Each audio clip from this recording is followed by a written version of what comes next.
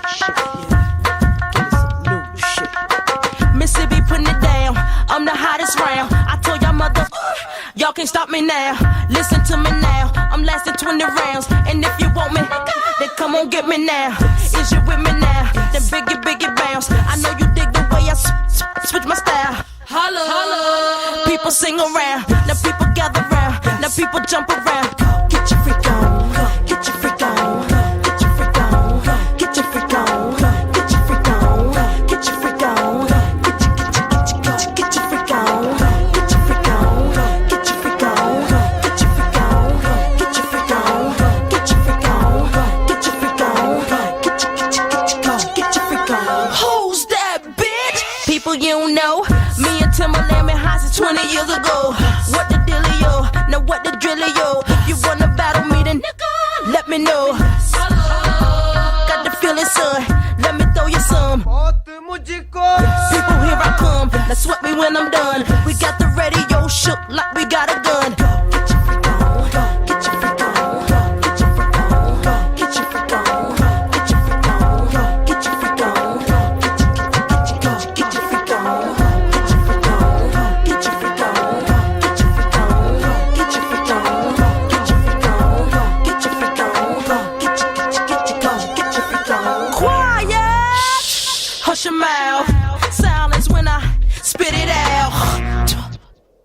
In your face.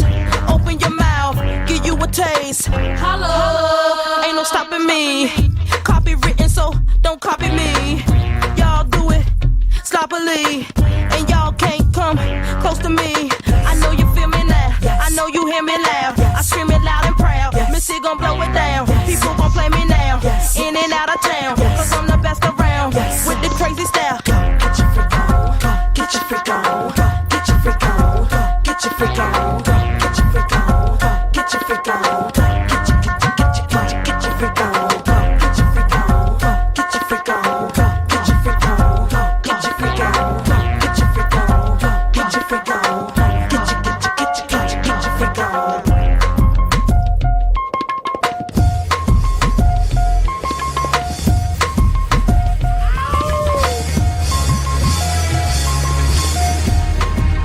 Yeah, my niggas, throw your hands in the air right now, man. Feel this shit right here. Scott Storch, nigga. Yeah, Khaled, I see you, nigga. Showbiz, born law. Yeah. I don't give a fuck about your faults or mishaps, nigga.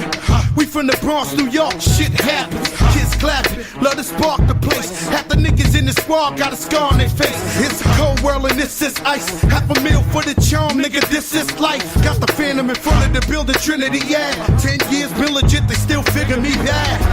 As a young, was too much to cope with. Why you think motherfuckers nicknamed the cook shit? Should've been called armed robbery, stall shit, or maybe grand larceny. I did it all, I put the pieces to the puzzle. Just as long, I knew me and my people was gonna bubble. Came out the gate on some Flojo shit. That nigga with the shotty was the logo kid. Said my niggas don't dance, we just pull up our pants and do the rock away.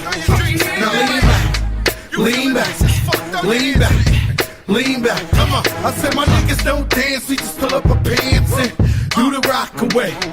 Now lean back, lean back, lean back, lean back. Come on.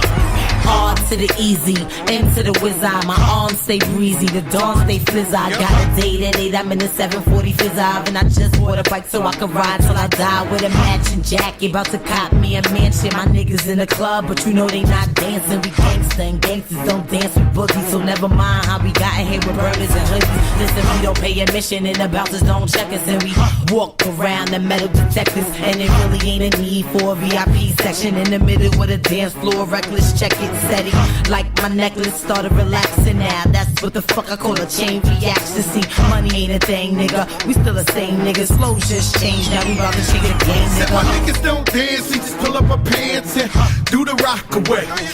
Now lean back, lean back, lean back. Come on, I said my niggas don't dance, we just pull up our pants and do the rock away. Now lean back, lean back, lean back, lean back. Come on. Now we living better now, coochie sweater now. When that G4 can fly through any weather now. See, niggas get tight when you're worth some millions. That's why I thought the chinchilla hurt their feelings. You can find your crack at all type of shit. Out of Vegas front row to all the fights and shit. If Father Born come, then they probably squeal. Cause half the rappers that blow like Derek for real. If you cross the line, damn right, I'm gon' hurt you. These faggot niggas even made gang signs commercial. Even Lil Bow Wow throwing it up. B2K Crip walking like that's what's up. Can't keep telling me to speak about the rucker. Matter of fact, I don't wanna speak about the rucker. Not even Pee Wee Kirkland could imagine this. My niggas didn't have to play to win the championship. Come on, niggas don't dance, we just pull up our pants and do the rock away. Now lean back, lean back, lean back. Come on, I said my niggas don't dance, we just pull up our pants and do the rock away. Now lean back, lean back, lean back, lean back. Come on. Yeah. Can you hear me? Bronx, BX Burl, Terror Squad. Big Pun forever. Tom Montana forever. Yeah. Streets is ours. Come on. Nah, man. It ain't never gonna stop. Search. Raul. JP Fang. When the pimp's in the crib, ma, drop it like it's hot. Drop it like it's hot. Drop it like it's hot. When the pigs try to get at you, park it like it's hot. Park it like it's hot. Park it like it's hot. And if a get an attitude, pop it like it's hot. Pop it like it's hot. Pop it like it's hot. I got the rollie on my arm and I'm pouring Sean down and I'm all the best cause I got it going on. I'm a nice dude with some nice dreams. See these ice cubes, see these ice creams. Eligible bachelor, $1 million bow.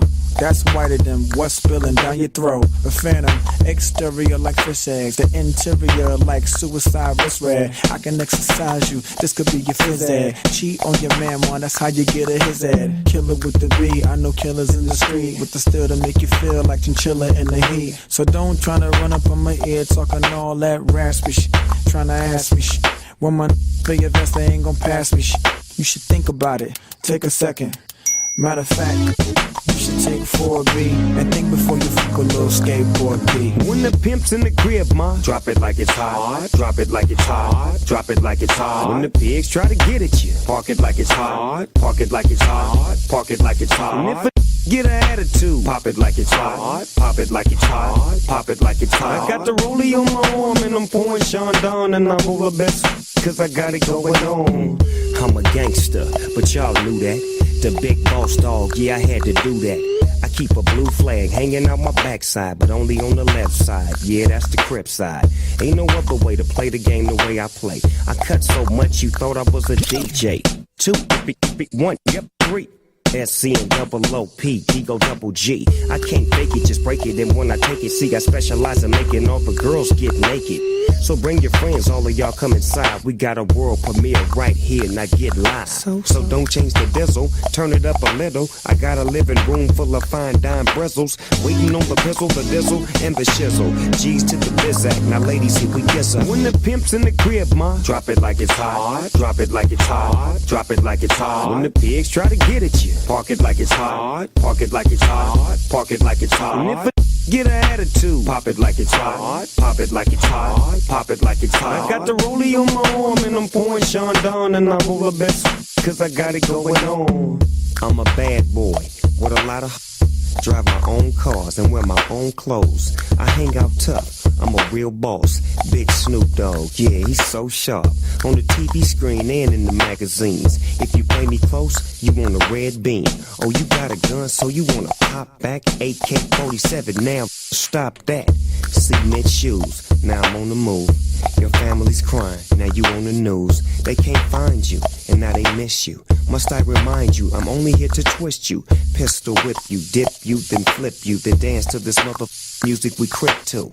Subscribe, get your issue. Baby, come close, let me see how you get low. When the pimp's in the crib, ma, drop it like it's hot. Drop it like it's hot. Drop it like it's hot. When the pigs try to get at you, park it like it's hot. Park it like it's hot. Park it like it's hot. And if a get an attitude, pop it like it's hot. Pop it like it's hot. Pop it like it's hot. I got the rollie on my arm and I'm pouring Sean down and I'm over best cause I got it going on.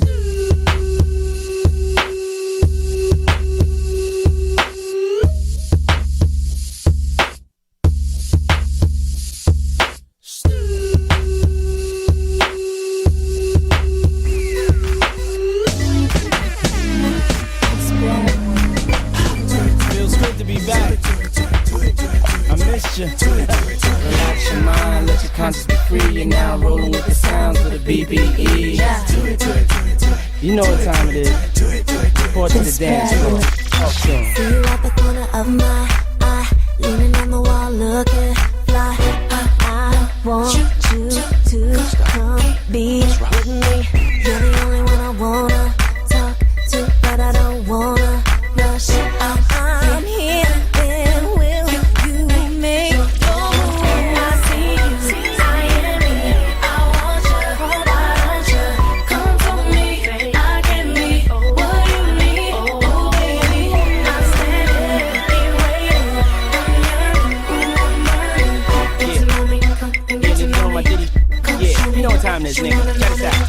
You know what it is, I'm back in the building. You know what it Security strap still stacking a million. Stunt with a stallion, something Italian. Or maybe Puerto Rican, you can catch me in Paris. I'm in it to win it, I'm willing to carry the game. If you think I'm not, look at the carrots. Look at me, man. Hop up clean up out of the phantom. The people go screaming like an opera anthem. Let's go. I did it before, do it again. Do it again. I got it to blow, got it to spin.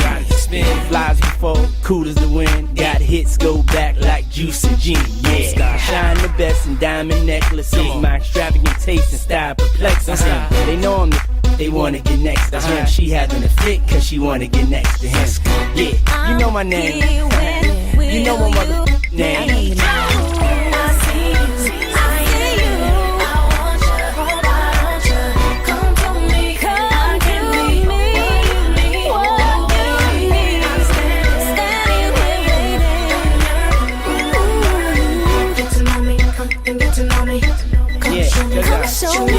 Anywhere I appear, they all stop and stare, admire your body language, speaking loud and clear like don't stop, let's rock. She been waiting, anticipating for oh so long, fantasizing wild thoughts of me coming on like let's rock. She digging my style, my swag, my sway, my swerve. My way with words, the boys observe for sure. You can't falter, my aura called her. I make miracles like I walked on water. What you want, mama, order? It's on my tab, I'm so bad with that cash, I drop a whole bag. Where you at, girl? I'm here, when will you make your move? I see you, I hear me. I want you, come for me. I can be what you need. I can be whatever, whenever. Get to know me, get to know me. Come show me, come show me. I'm here right now, and wait no longer. You were the one who stole mine. Can't you see the wait is over? I need you to come closer. This feeling is getting strong. You really got me. I see you, I see you. I want you, come for me.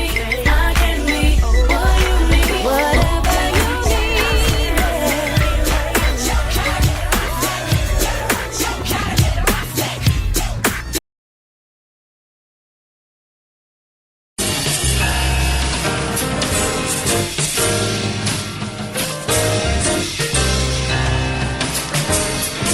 It's that Mad Knox music. We are the build for this network, for the strong, not the weak. and this is our weekly lineup. On Mondays, the #1 chief rocker, Jersey Burn, brings you that recap entertainment show. On Tuesdays, the attack is on hip hop throwback with the crown holder, DJ Mad Knox, followed by the end of the big show with Chi-Town's finest, A-Track B. On Wednesdays, the brothers gonna work it out. I'm talking about the brothers of the #1 chief rocker, Jersey Burn, and A-Track B. On Thursdays, the Theory of the Culture show, straight talk, no chaser, with Chiz Roundtree and DJ Mad Knox, followed by the Two-Step King, Jersey's finest, DJ Dean, opens up his groove house.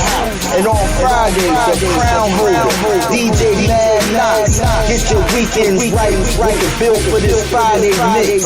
We are Built for this network, for the strong, not the weak. You understand what it is?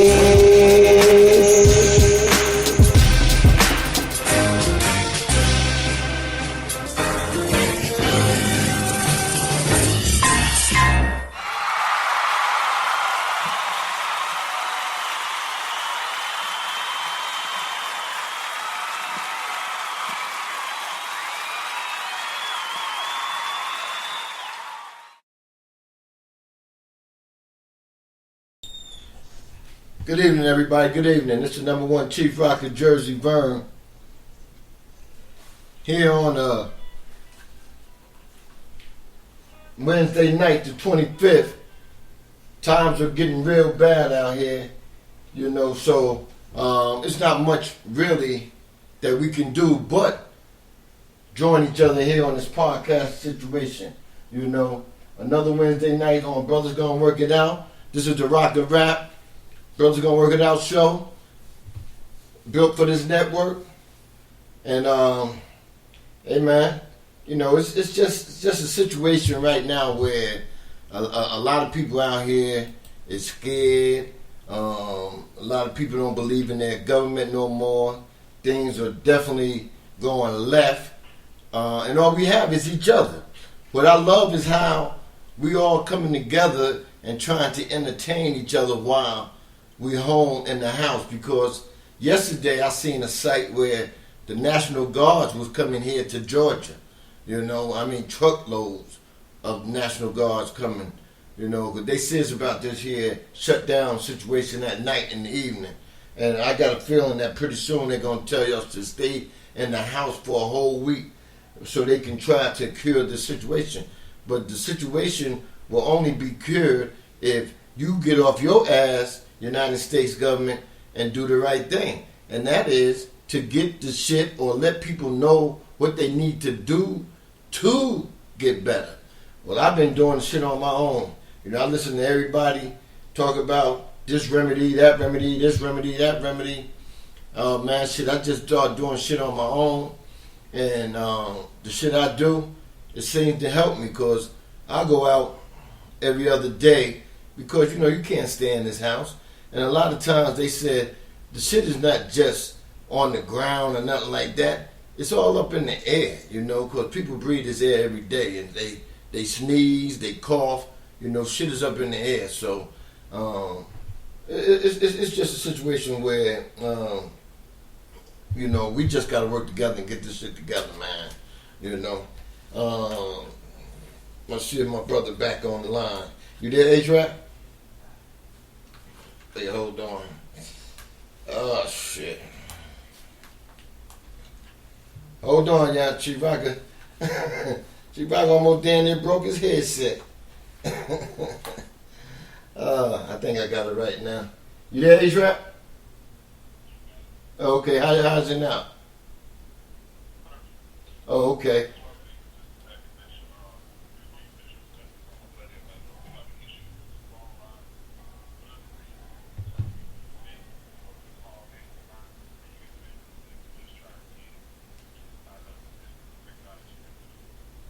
Yeah.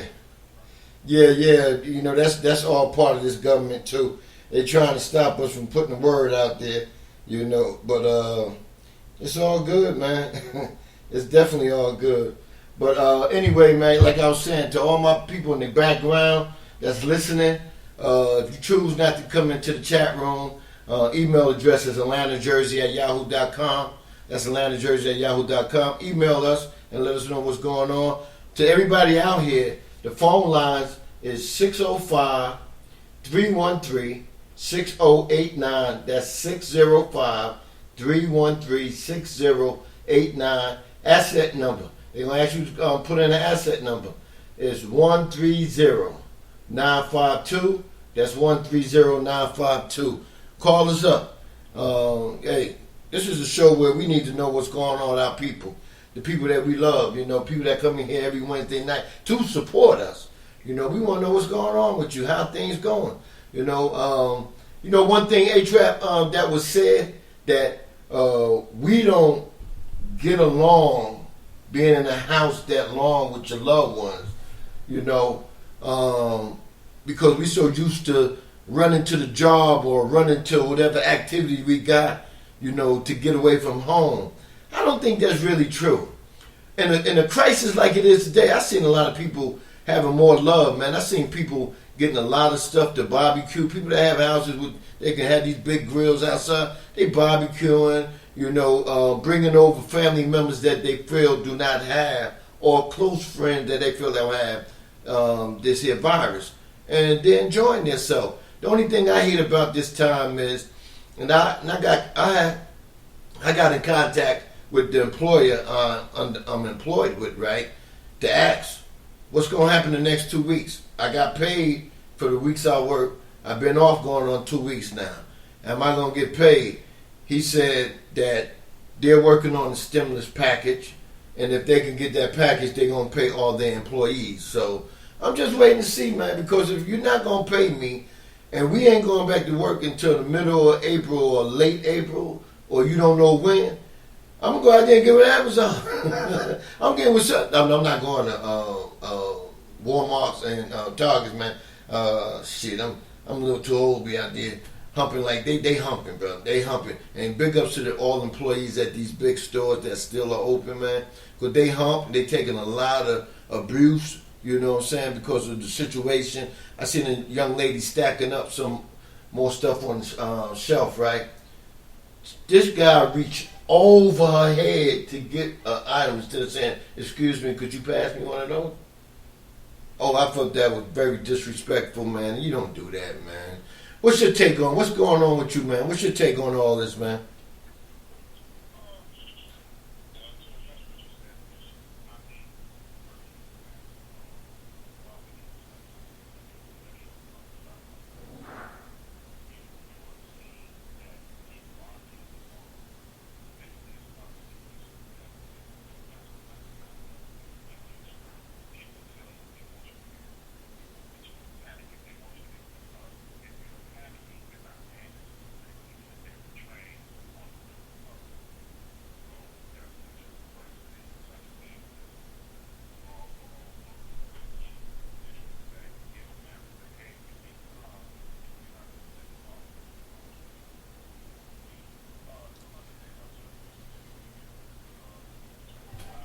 Yeah, I got you. All right. Excellent. How's that now, Joe? Oh, know what? You know why you can't hear you? I still had you mute. I'm sorry about that, bro. Go back and say what you said. I had you mute, man. God damn. Okay, so it's not a problem, man. It's life for me. This will happen when you do something live. You might have a mistake. Ain't no big thing.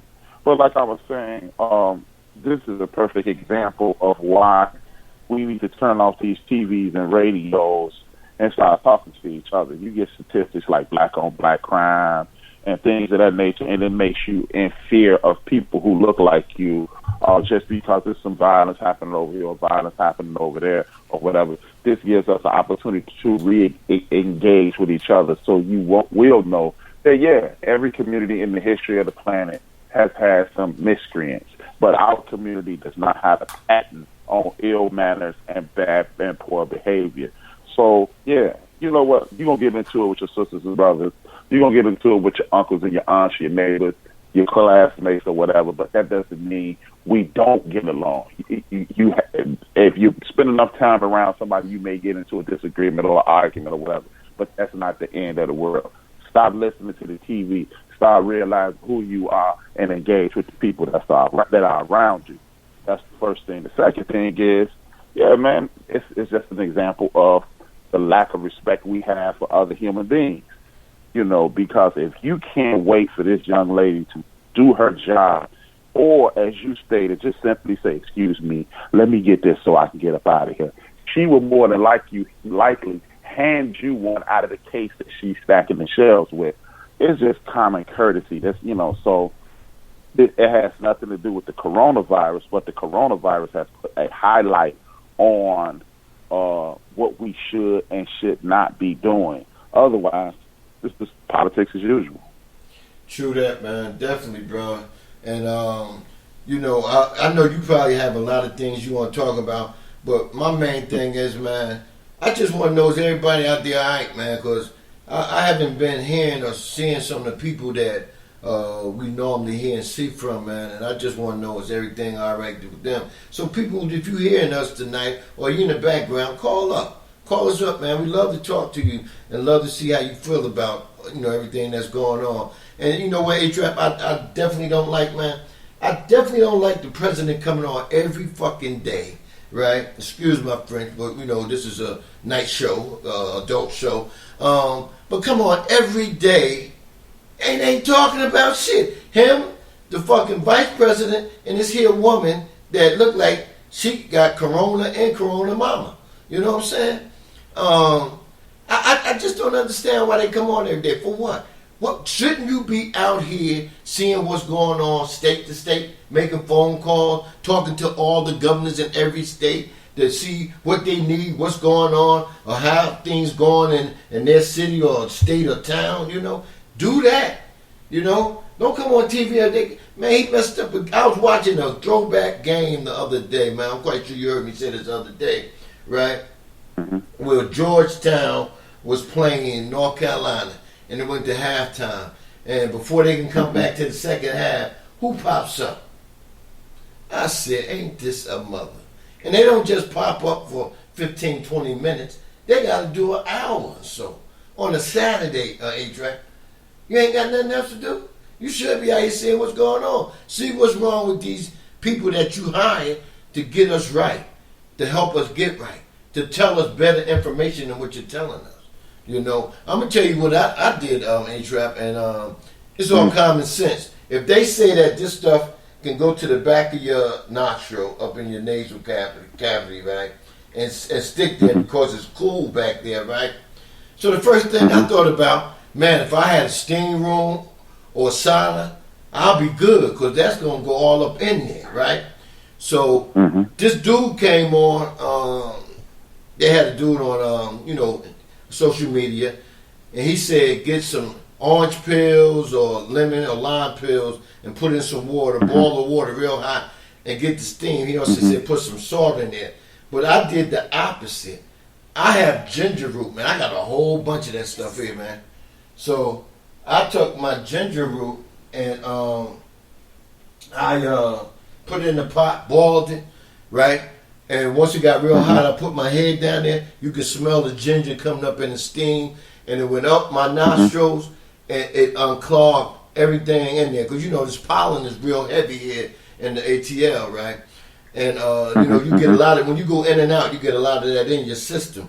And it just opened up that, man, opened up my throat, everything, you know. And it felt real good. I slept good last night because I did it before I went to bed. And so I put my son on it too, and he said he felt good when he did it too. So I'm gonna continue doing that.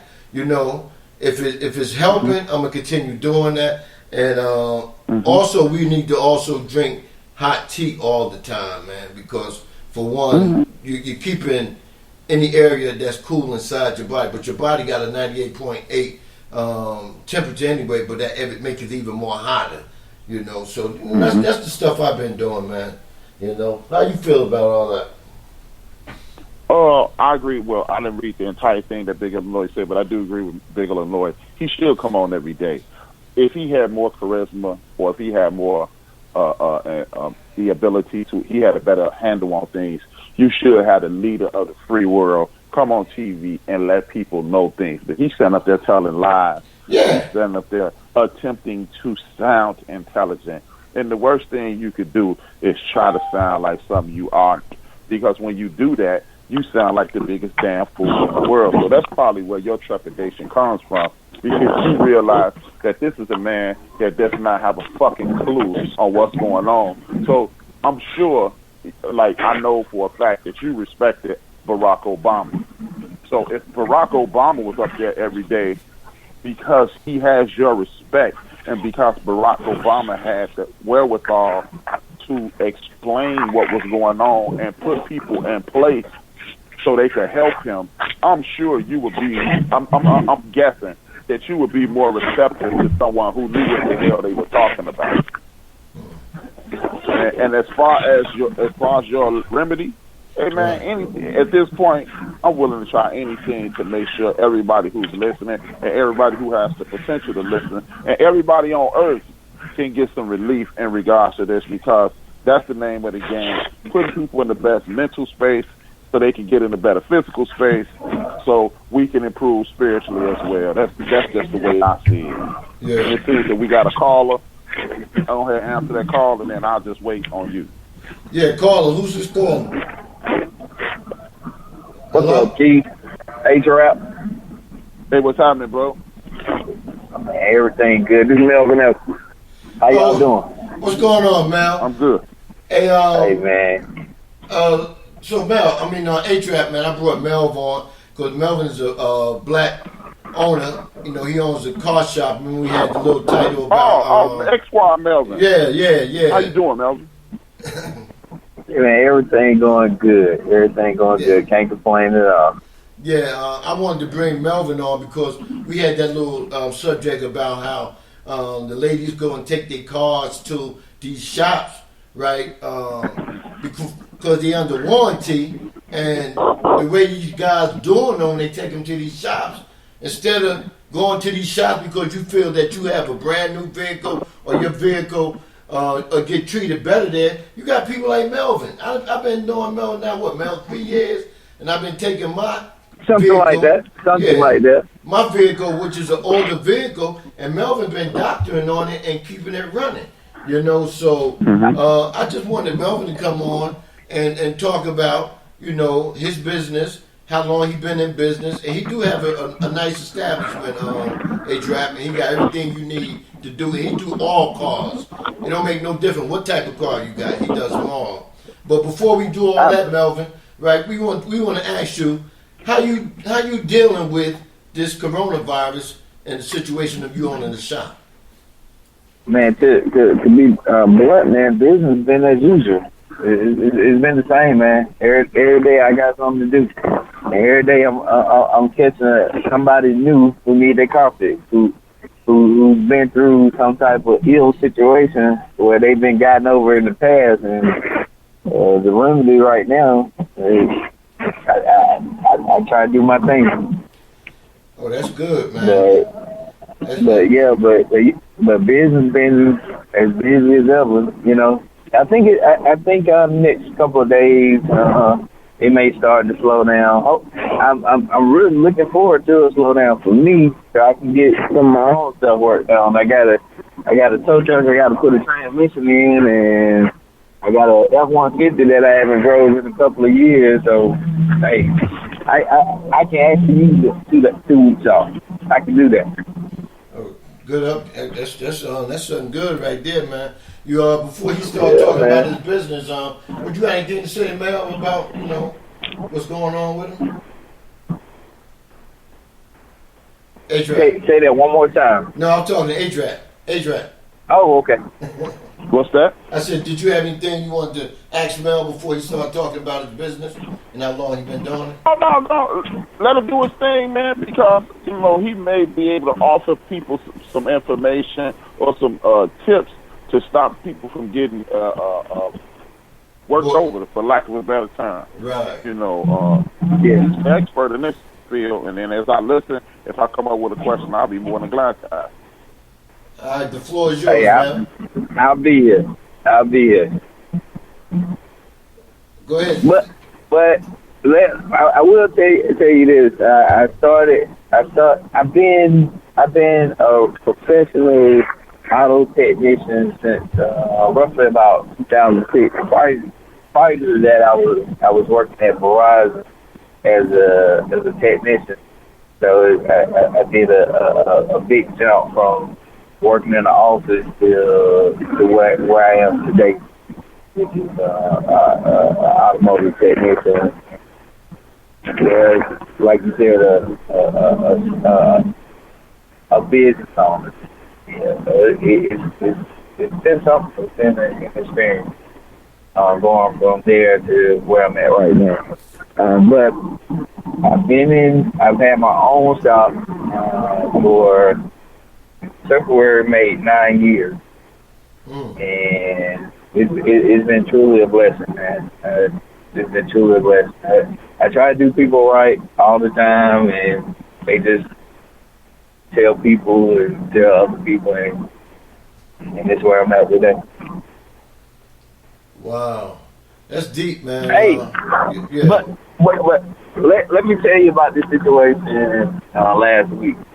So I got a customer who called me, and he's like, "Hey, man, my son, he goes to school up in Columbia, South Carolina, and he had called his dad and told him, hey, the brakes were acting funny, and finally found out that the brakes were actually scrubbing.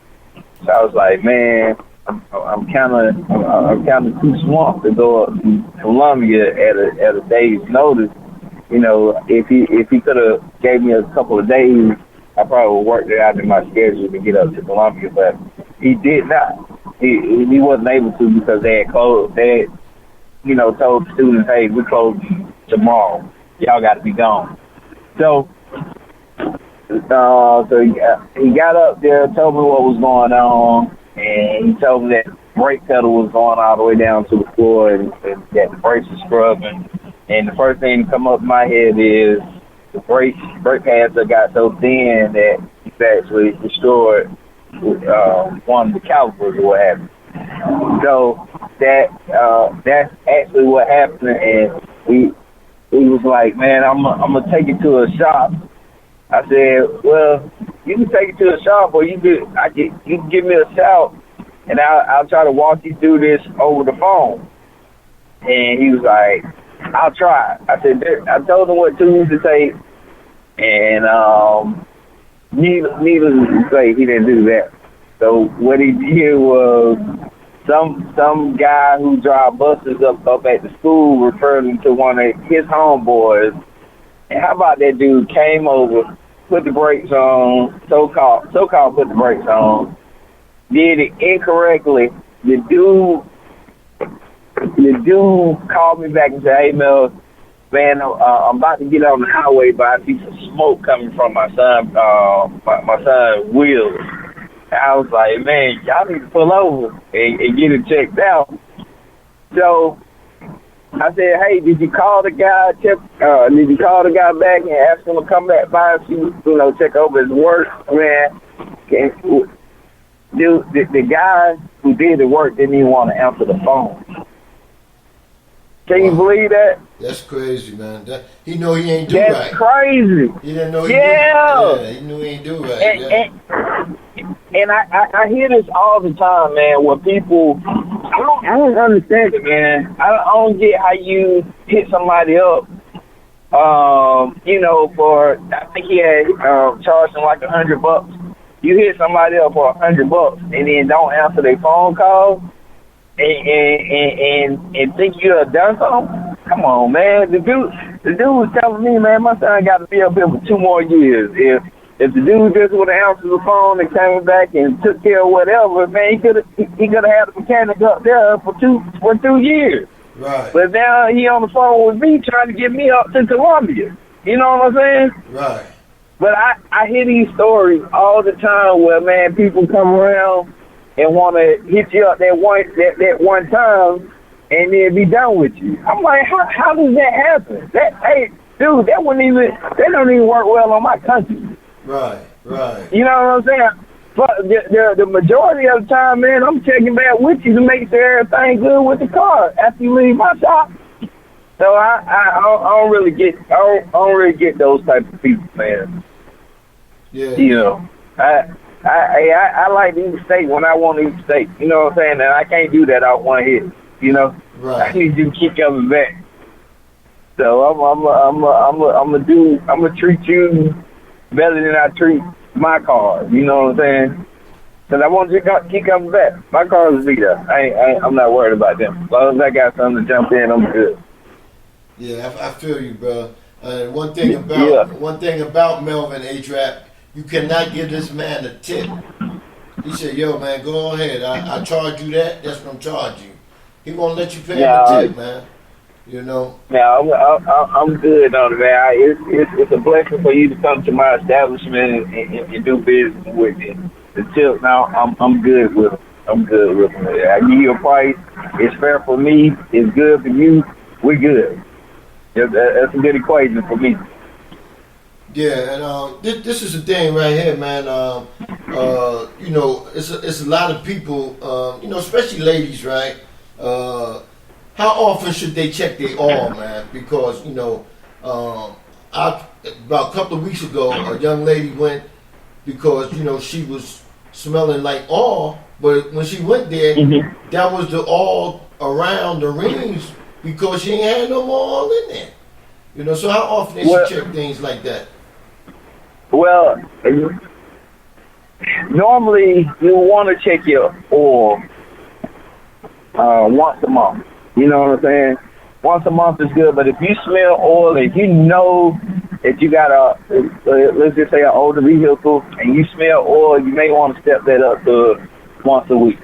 And you always want to top it off, man. Oil is like the blood in your body. You know what I'm saying? If you ain't got no oil and you ain't got no blood, you ain't gonna be around too long. True that. That's real. So, yeah, you at least want to check it once a month, but you know we all know our cars. If we got an oil leak, or if you see a puddle on the ground, then you want to check it more frequently. But let me check about the oil thing though. You know, conventional oil, they suggest you changing it 3 miles every 3 months. Yeah, from what I've seen, that's not realistic for people, for the majority of people. I always tell people that the oil, even the cheapest oil, is supposed to last. I think it's mandated for it to last 5,000 miles before it starts breaking down. And what happens when it breaks down, that's when the oil starts turning into a clunky type substance, as opposed to the liquid. So if you don't do anything, change your oil once, every 5,000 miles. Or, normal driving, that'll be, 4 or 5 months or so.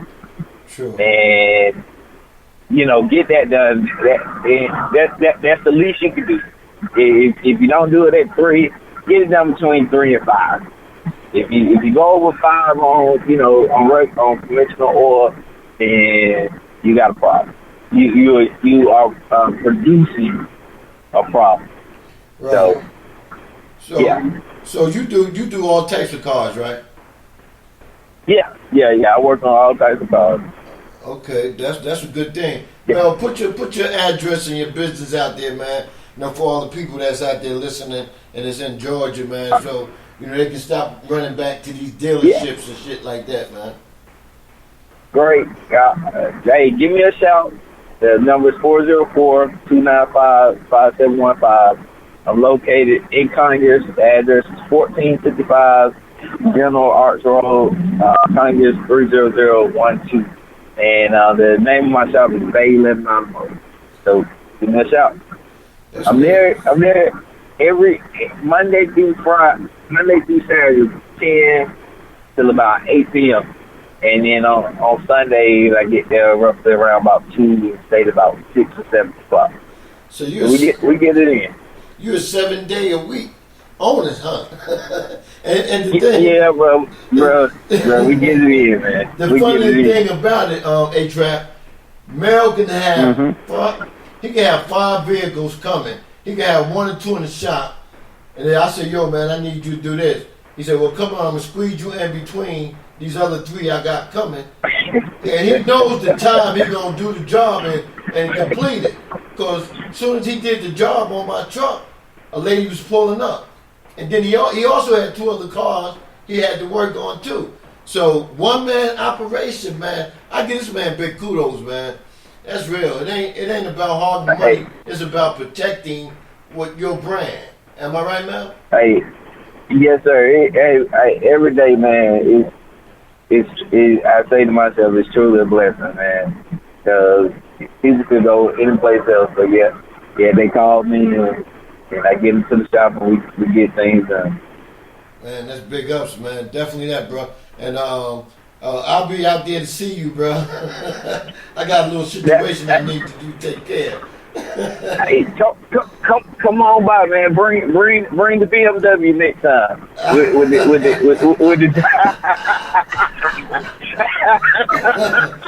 you funny. Hey, Trap, you got anything you want to ask Mel? Since you were talking about helping ladies, what would you advise ladies to do? Because you traditionally hear about women being taken advantage of. What are some of the tips that you can give them in regards to getting repairs so they won't be shot through the grease? Because every woman I know always say, "Hey man, they always overcharge me when I come along." What are some of the things you can give women to prevent price gouging? I'll always get a second and third opinion. Don't ever just go with the initial estimate. I always get a second and third. You know what I'm saying? Mason calls around and find out like when I get a customer, male or female, I like to show them what I'm doing. Like, hey, here go the issue. I lift up the car and I show you what's going on with it, or I explain to you exactly what I'm doing. So when you call somebody and say, "Hey, does this sound right?" It's gonna sound right. You know what I'm saying? So I tell them I always get a second and third, and hell, even a 4th estimate before doing anything that you don't feel comfortable with. That's big ups there, man. Yeah. I sent him a loyal customer. I don't know what he think about the customer, but I sent him a customer, and every time I see her, her and her husband, they done went out there and had something done, But they use their vehicle to go back and forth from Georgia to New York a lot, so. Yes. I love that customer. Hey, she was out there roughly about 2 weeks ago.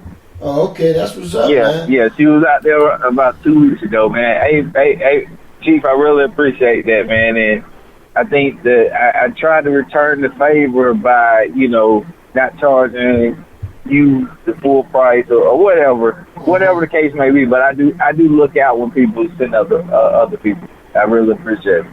That's what's up, man. But that's all I have for you, man. Unless A-Trap got something, man. But I'm glad you called, man, because to own your own business, black owned, which we're talking about. We need people like you in our neighborhood, so we don't have to go out of our neighborhoods, and we can keep that money right there. You know what I'm saying? And you is a prime example, man. I wish we had a shop on the south side too, bro. But going on the east side, boy, that's a lot. That's a nice little hump. It may be coming. We working on some things. That's what's up. But we'll see. I appreciate you guys having me on. I want to thank H-Rap and Chief. I appreciate y'all giving me an opportunity to come on the show. Not a problem. You're welcome, brother. Yes, sir. All right. Yeah. Hey, man, you have a good evening, man. Tell the family I said what's up, and keep them protected, I sure will. All right, now. Hey, y'all too. All right. All right, y'all take care. All right, man. All right. Yeah. Hey, What's up, Anu? What up, brothers? How you doing, Anu? Well, we may as well get the show started. What's going on, soldier? People in the chat room. Announce the people in the chat room. First of all, we got Joe from Houston. We have Ron from Canada. Thank you guys for coming in. We got Dr. J from Illinois. We have Big Illinois, obviously. Pretty thick 69 from Pretty and thick 69 from South Central Los Angeles. Awesome person. Irene from Illinois as well. Awesome person. Dr. J, awesome person as well. Chicago's first lady, awesome person as well. Obviously, where she's from. I got my man, the greatest from South Central. One half for the hit makers. He's in the building. Much love. Thank you for joining the show. I want to thank Lisa Duke, built for this network song. Lisa Duke from the Garden State, New Jersey. They got Diesel J from Illinois as well. Cigar 365 is in the room. Thank you, Jay, for supporting as always. We got Built for this network song, DJ Mooka Dean. We got Built for this network song, the crown holder. DJ Mooka Dean, the two-step king. I'm sorry about that, Mook. I got Built for this network song, DJ Knox. He's in the building. Thank you for supporting. From New Jersey, both Mooka Dean and DJ Knox are from New Jersey. I'm trying to rush through the list. Don't want to disrespect anybody. I got my man Patah from the great state of Illinois, right here in Chicago with me, close person and friend. Kurt said, what's up? I talked to him today. More than likely he's listening as well. And let's get this show on the road, brothers.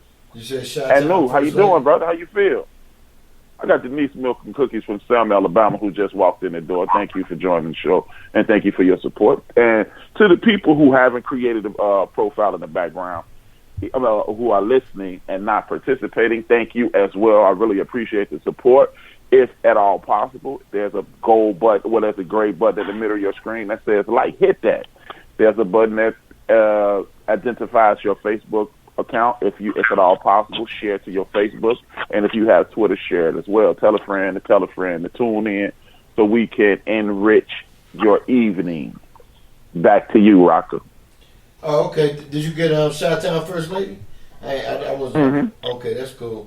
When I see her, man, it's like a breath of fresh air because we haven't seen her in a while, man. And she's good people, so thank you for coming in. But no, man, Anu didn't hear what's going on, Anu. You know, long time, brother. It's been last Wednesday since I talked to you. I know, man. It's just trying to stay safe, man. Oh, okay. Even though we know how to wash up and wash our hands. That ain't no new shit. Washing your hands gonna stop shit, huh? Yeah. They ain't said nothing when you wearing a mask and gloves. You go take that, you touching the doorknobs and everything else. You take the gloves off, you just touching shit going back down your hand. Yeah. I don't know, man. Hey, but this is a great time for people when you're in your house, man, to be studying. Study that Constitution, man. They taking your rights away every day. Yeah. Please expound on that. Yeah. Study the Constitution of your state and the U.S. Constitution. Because if you knew your Constitution, you'll know that can no one deprive you of traveling, even if they call a so-called National Guard. What's that shit with the yeah? State of But I've been telling everybody from the get-go that's the King Alpha's Rex 84 plan that they're just putting in place. I also put on there about that patent with that coronavirus because you know whenever they name something, it's a patent to that shit. So they already got the cure. They just got to put you in a patent. So you'll be able to, so they'll be able to vaccinate you and your family. Mm-hmm. And how would you fight that?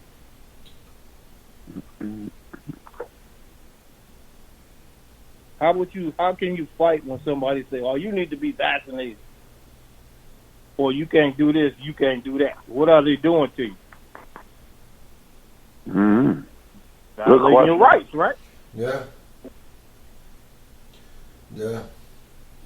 Yeah, so there's you sheeple.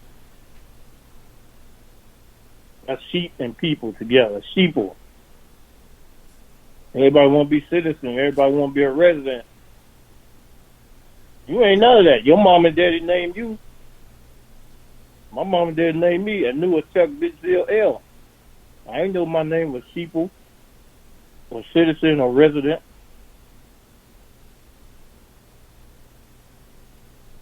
That's just me talking, man. No, we listening, bro. I got out today, though. Yeah, where you go? I got out today. Where you go? I'm out every day. I don't know about that shit. I'm out every day. Smoking and drinking. Yeah, I don't care nothing about that shit, man. So how long the school's been closed out? Where you go? School's been closed now for 2 weeks. Oh, okay. Shit, we'll be closed until April the 21st. That's around the same amount of time I've been off work, man. You know, shit, and I get out too. Like I was telling people, I get out every other day and go and do things. You know what I'm saying? When I come back, I'm just, drinking me something just to get the dust out of my system. You know what I'm saying? Clearing my nostrils and shit like that. But as far as being scared, I mean, you don't even know what it is to be scared. You going by what they telling you. That's just like I said, if the president, I wouldn't mind, like your brother, Big Illinois said that the president needs to come on and inform people every day. But not to come on to bullshit people, because that's what him and his cabinet doing. They come on every day to bullshit you, man. Shit, there's other things you could be doing besides bullshitting us. Go and try to find out how to tell us the fucking truth. That's what I'm trying to figure out. When you gonna do that? You ain't never gonna get them to tell you the truth because there's a hidden agenda hand. Mm-hmm. If you know anything about the Knights Templar and so-called the Masons, Illuminati, and all that stuff, well, you are the illuminated one. They just using your name. Yeah, all that shit real, man. People think that's, conspiracy theory, man. But there's a hidden agenda that you don't know about. True that. And the agenda is to get rid of you all. Bill Gates, what's his name? Bill Gates? He been through this shit, man. He had a seminar 3-4 years ago talking about the coronavirus. And like I said, if you Google coronavirus and then put patent behind it, it'll pop up. And then it's a certain number that's right there. I'll tell you the number. Then you look it up. You'll see where it's made, who the people are who made it. You'll see 2020 when it became active, all the way to 2035. So the shit was already made up, man, because it was in the plan.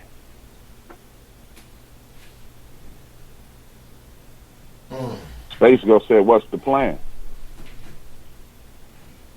The plan is to scare you and get you into a vaccination. The plan is also they want to turn the monetary system back to the gold system, because if you look, all these so-called other countries are doing away with the so-called dollar bill, the fiat currency, FRN, the dinars. So once China do that, it's over. You know what I mean? So China owns damn near everything over here in the U.S. It's over, brother. So what they do is they probably trying to bring the gold standard and the silver standard back.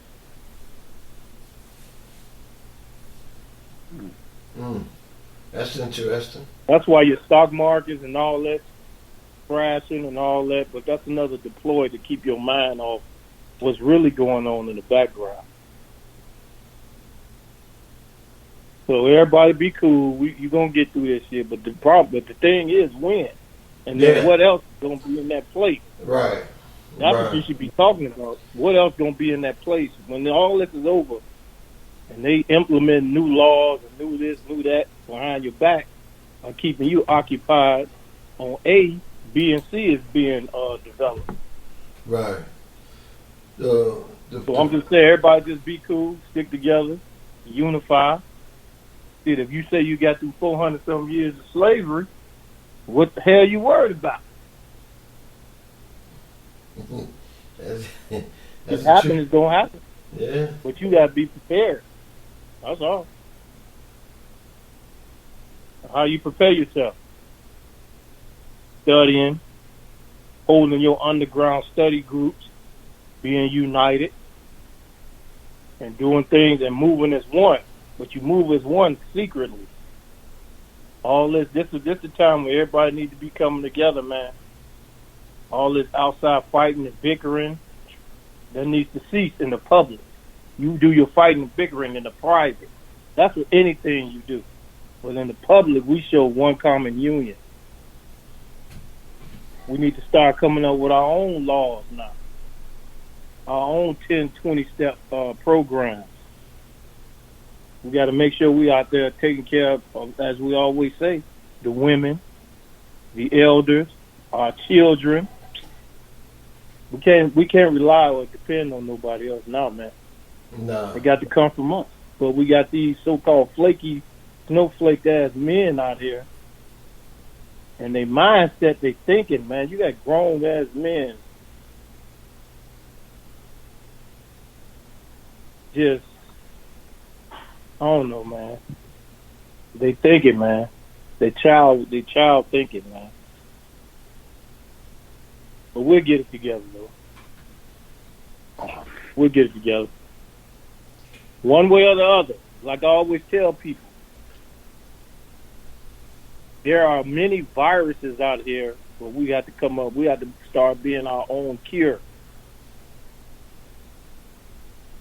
I don't just mean a virus that they made up. I mean a people virus. Oh yeah, yeah. That shit is an epidemic also. See, when you got that nigga mindset,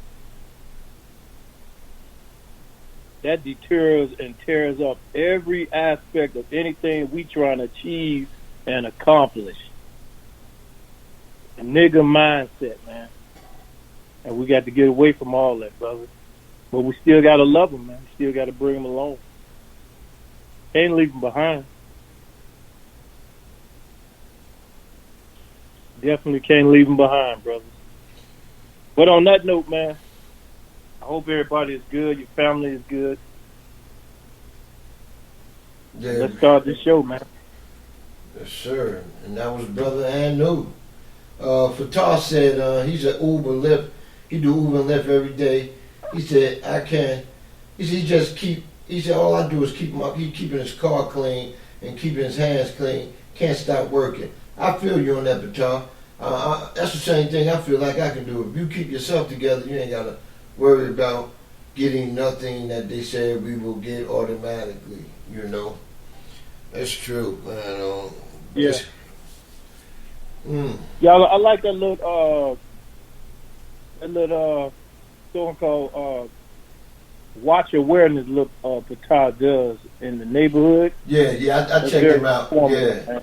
That's a good show on Facebook. I be want to reach out to that soldier, man, and tell him, man, that's excellent, man. Yeah. Keep that up, good brother.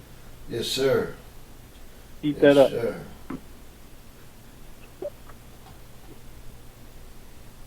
Okay. Hey, let that brother know, man, and he need me anytime. I'm there.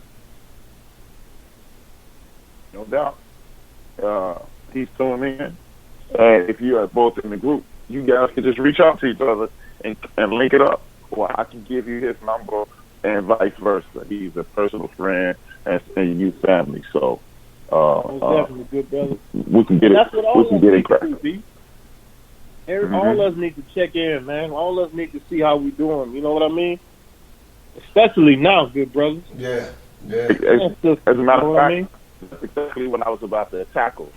With this corona thing and this quarantine thing and the attempt to wrangle the sick and the disabled, we've had several incidents that I really have an issue with. The first one is not an issue. This is something I think we need to do as a community, as a nation, as a people. I think we need to, like, we've done several shows on Wednesdays. We've done several shows on the mind state, the mental makeup of the individual in the United States of America, whether it be strengthening your mind, enhancing your mind with proper diet, or suffering from depression due to everything that's going on, information overload. As Denzel Washington once said, you over-informed and undereducated about the things that are going on. But one of the things that we definitely know that's going on, that is a thing called depression. A lot of us, due to our poor diet and the consumption of misinformed or uninformed people on the news networks, we get involved. It bothers our mental state. By us being quarantined, some of us have gigantic families. Some of us have circles of friends in which we can reach out to and talk to. But as Joe from Houston called in and said 1 week, it was a young man at his job. Nobody really talked to him. And Joe just took on the challenge of speaking to the man and asking him, was he okay? The man said, oh, I'm great, but it really feels good that you asked about me. The reason I bring that up is that young man had no one to talk to him. That young man may have no one to speak to him or check on him. So what we need to do is, if we're working in these offices, make sure we walk up to our co-workers, our neighbors, and our friends and family members who are not as social or what's the word for outgoing? Well, outgoing, how about that? They're not extroverts. And we need to check on these people, because some people like to play the background. They'll watch us laugh and joke and be silly. And they get a social engagement just by watching us socially engaged. By a lot of our folks being trapped in their homes, what we need to do is check on those folks, email them, use this social media to reach out to people, because you don't know what's going on inside of house. I'm not in the best moods right now, specifically because one of my best friends, his homegoing services is tomorrow. He's one of the very first people I met in high school in 1984, and me and him have been very close friends since. I'm going to be okay because I have an awesome support system. But what we need to do as a community, as a village, as a tribe, is reach out to people who we know are introverts. Those people may be hurting, and I do believe as a community we're attempting to build, we need to reach out to those people. To that, you guys say what? Oh man, condolence for first, out to you and the brother that you dearly, friend with. Yeah, A-Trap, we definitely need to. Like Anoon said earlier, man, we can't bicker no more, man, because we're not in that situation to try to start something up with our own. We need to try to love our own, grace and embrace our own, due to the fact that we all we got, really. And I wish everybody would realize that we are all we have. We don't have nobody else outside of us. Everybody else is cheering for us to be at the bottom of the barrel. But if we all start bonding, just like the brother Melvin was on earlier, he got a business, and we all start bonding and try to pull from not going down to the bottom and just steady pulling up that rope to get to the top, we can do it. We just got to show more love. We got to love one another, man. How many times a day do we say to another brother, yo, man, I love you? A lot of brothers think, if just the first thing you hear, oh, man, get out of here with that gay shit. Man, what's gay about telling somebody you love them? You know what I'm saying? So we got to start doing that more often. Brother Knox said that on our little video chat, man. He said, hey, man, I don't say it enough, and I feel we should be saying it more often. He said, you brothers, man, I love you. I may not be able to come on here again after the day, but if I didn't, I did get a chance to tell you how much I love y'all. And I think that was big of the brother, man. Big ups to you, now. Yeah, I think we need to unplug from these televisions, and this is not a cheap attempt to plug our network, but we need to start engaging in networks like this one and telling friends to engage in all our shows, whether it be Monday or through Saturday now, because I think it's a fallacy that we don't get along. the numbers say that we get along. I continue to say this week after week, month after month, and it's been 4 years I've been saying it. We do get along. Let's not judge our entire community by the 10 or 15 videos that we see on social media or these news networks. The reason I keep stressing that point is this. If that, why are we allowing 100 videos to determine what 40 million people, how 40 million people behave? That's the equivalent. See, we will believe these images that are put in front of us, that we are violent, we don't get along. But if that's the case, if those few people that are acting damn fools on those videos represent all of us, then why don't Marcus Garvey represent us? Why don't the Honorable Elijah Muhammad represent us? Why don't Noble Drew Ali represent us? Why don't Martin King, Megan Evans? Why don't they represent us? Because they have been representing us for decades upon decades. Huey Newton, Fred Hampton. So the list is an endless list of prosperity and proper behavior, but we allow each other to, we always hurting each other. No, we do not. There is a small segment of each culture that walks the face of this earth that acts a damn fool.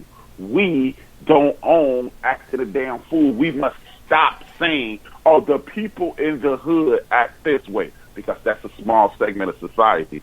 I would challenge each and every person who can hear my voice to just go in their memory, and you can see the 15, 20, or 50, depending on your neighborhood. Like if you grew up in the projects like me, 50 gangbangers, right? 100 gangbangers. Or hell, let's look at it this way. It's 10 to 15,000 gangs in a large city, right?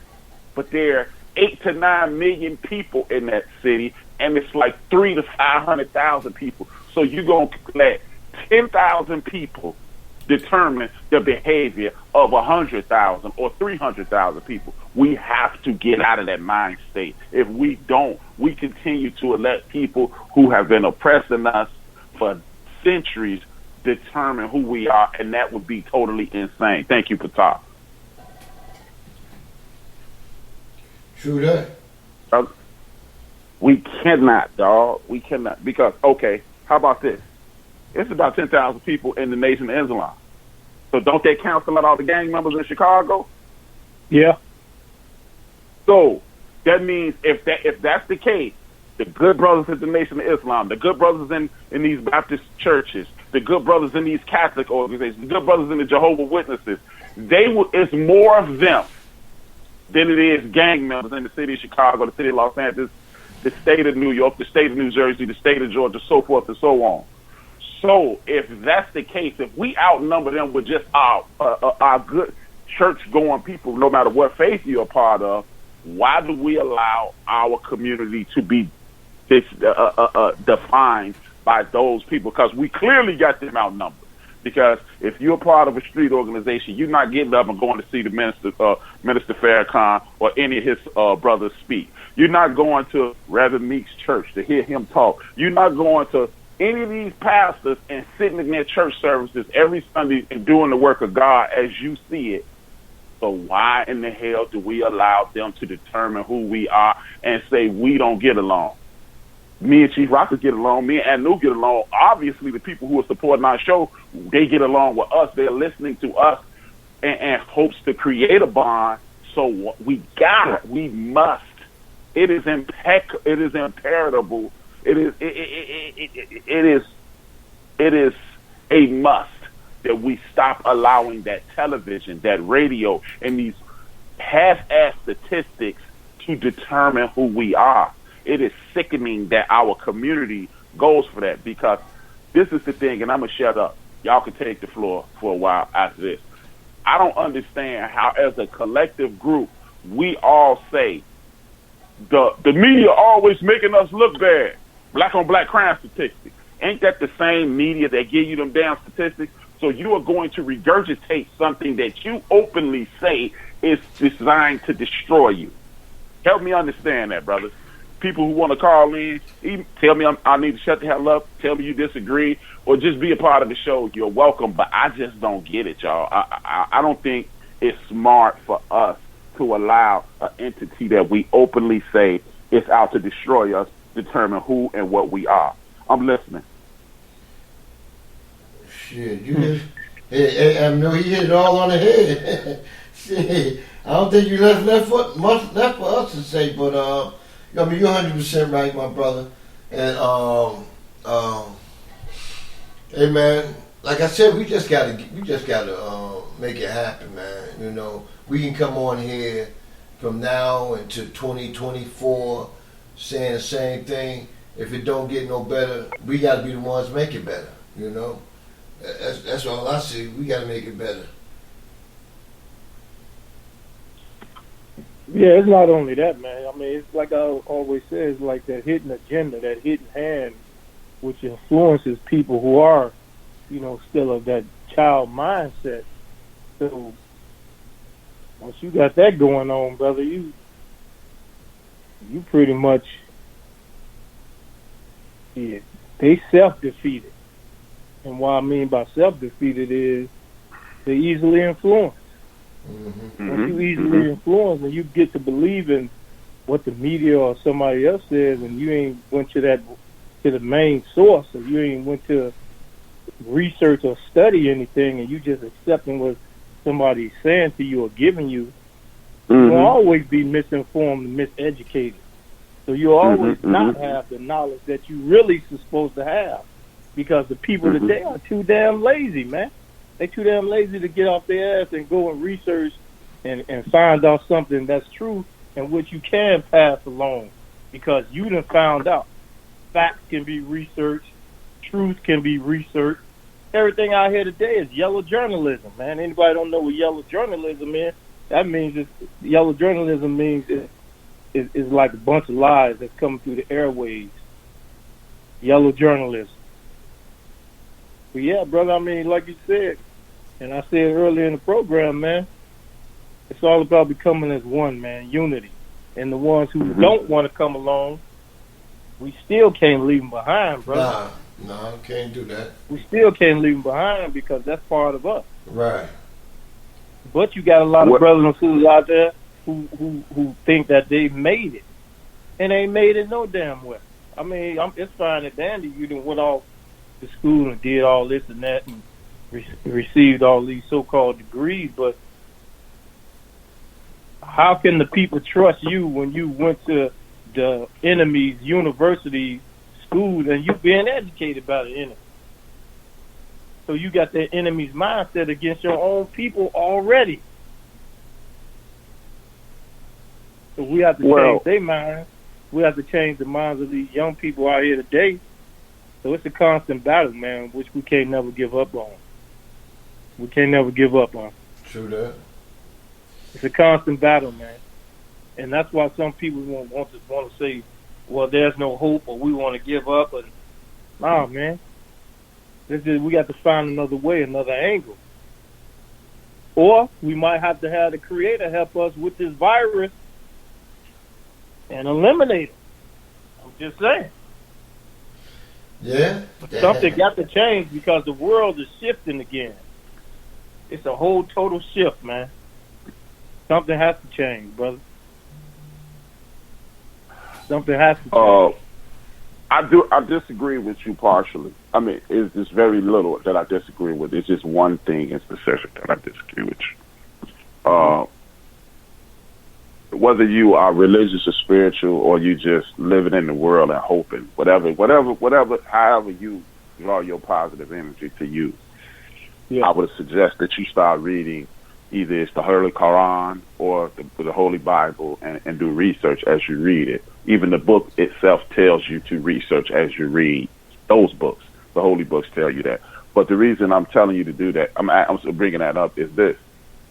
The Bible, to be specific, in the Old Testament even tells you that we got to leave some of these people behind, man. Moses is a perfect example of when you uplift some people and give them exactly what they want, and then they browbeat you because it's not easy. I'm not saying that we should leave people who are attempting to become better, but there are people out here who are, as they say in the Bible, are double-minded. You cannot serve two gods. Either you are part of our community and you want every sister to be protected, every daughter to be protected, every grandmother, aunt to be protected, or you are against us and you don't care and you believe in capitalism. Capitalism is the reason your folks were in bondage. So with that, I almost called you Patah. No, I'm sorry. That's all right. That's a good brother. Yeah. With that, I say we got to leave some people behind because it's cool. You know what? It's not a bad thing that you are comfortable where you are. But in order to move forward, we got to cut dead weight. Like me, my back hurts from time to time because I need to start working out again. I got to leave the dead weight where it is. If you don't want to uplift our community and contribute in a positive manner, that's okay. That's okay. You stay where you are, and whenever you open your eyes, we'll be there waiting on you. But I do believe that we have to get to the mind state of, hey, you're not down, you're not my enemy, but we can't hang out like that anymore. You know, just like we teach our kids, you will outgrow certain people, and that's just the name of the game. You're going to outgrow people. So that's the only thing I disagree with what you're saying, and we going to have to leave some people behind, man, because that shit almost got Moses killed, as you can see. Oh, man, we could have stayed with the Pharaoh. Yeah, I mean, that's why I said that certain things that's put in place to eliminate those who I'm sorry, have a low frequency, have low energy. That's why I said the thing about the plague. That plague sometimes come and help you, but us as a people, that's what I'm saying. Okay, we still have to be out there teaching, even if they regurgitate to it or don't. We still have to. That's our duty to go out and teach. You know what I mean? If you accept it or not, I can't hate you for that. You understand? Okay. I apologize for misunderstanding that. Okay, my bad. We on the same page then. Okay, cool. Oh, I already knew that. That's why I have to always hear people out. You know what I mean? Then I'll go back and reiterate it to you. But like we just did. That's how the brothers and sisters got to do. Not be all out in the open in the public, arguing and fighting and doing all that. Sister, brother, it's a time and place for that. Especially not in front of no Amorite. Right. We can never show division ever in front of no Amorites. And when I say Amorites, I mean the so-called white people. That can never happen. On TV, Facebook, Instagram, in person in life, in your family, I don't care.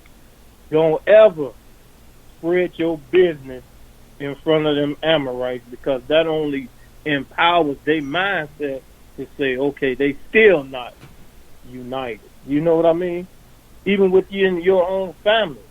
Now, whatever we do is behind closed doors. Then we iron it out. We go out into the public as one united front.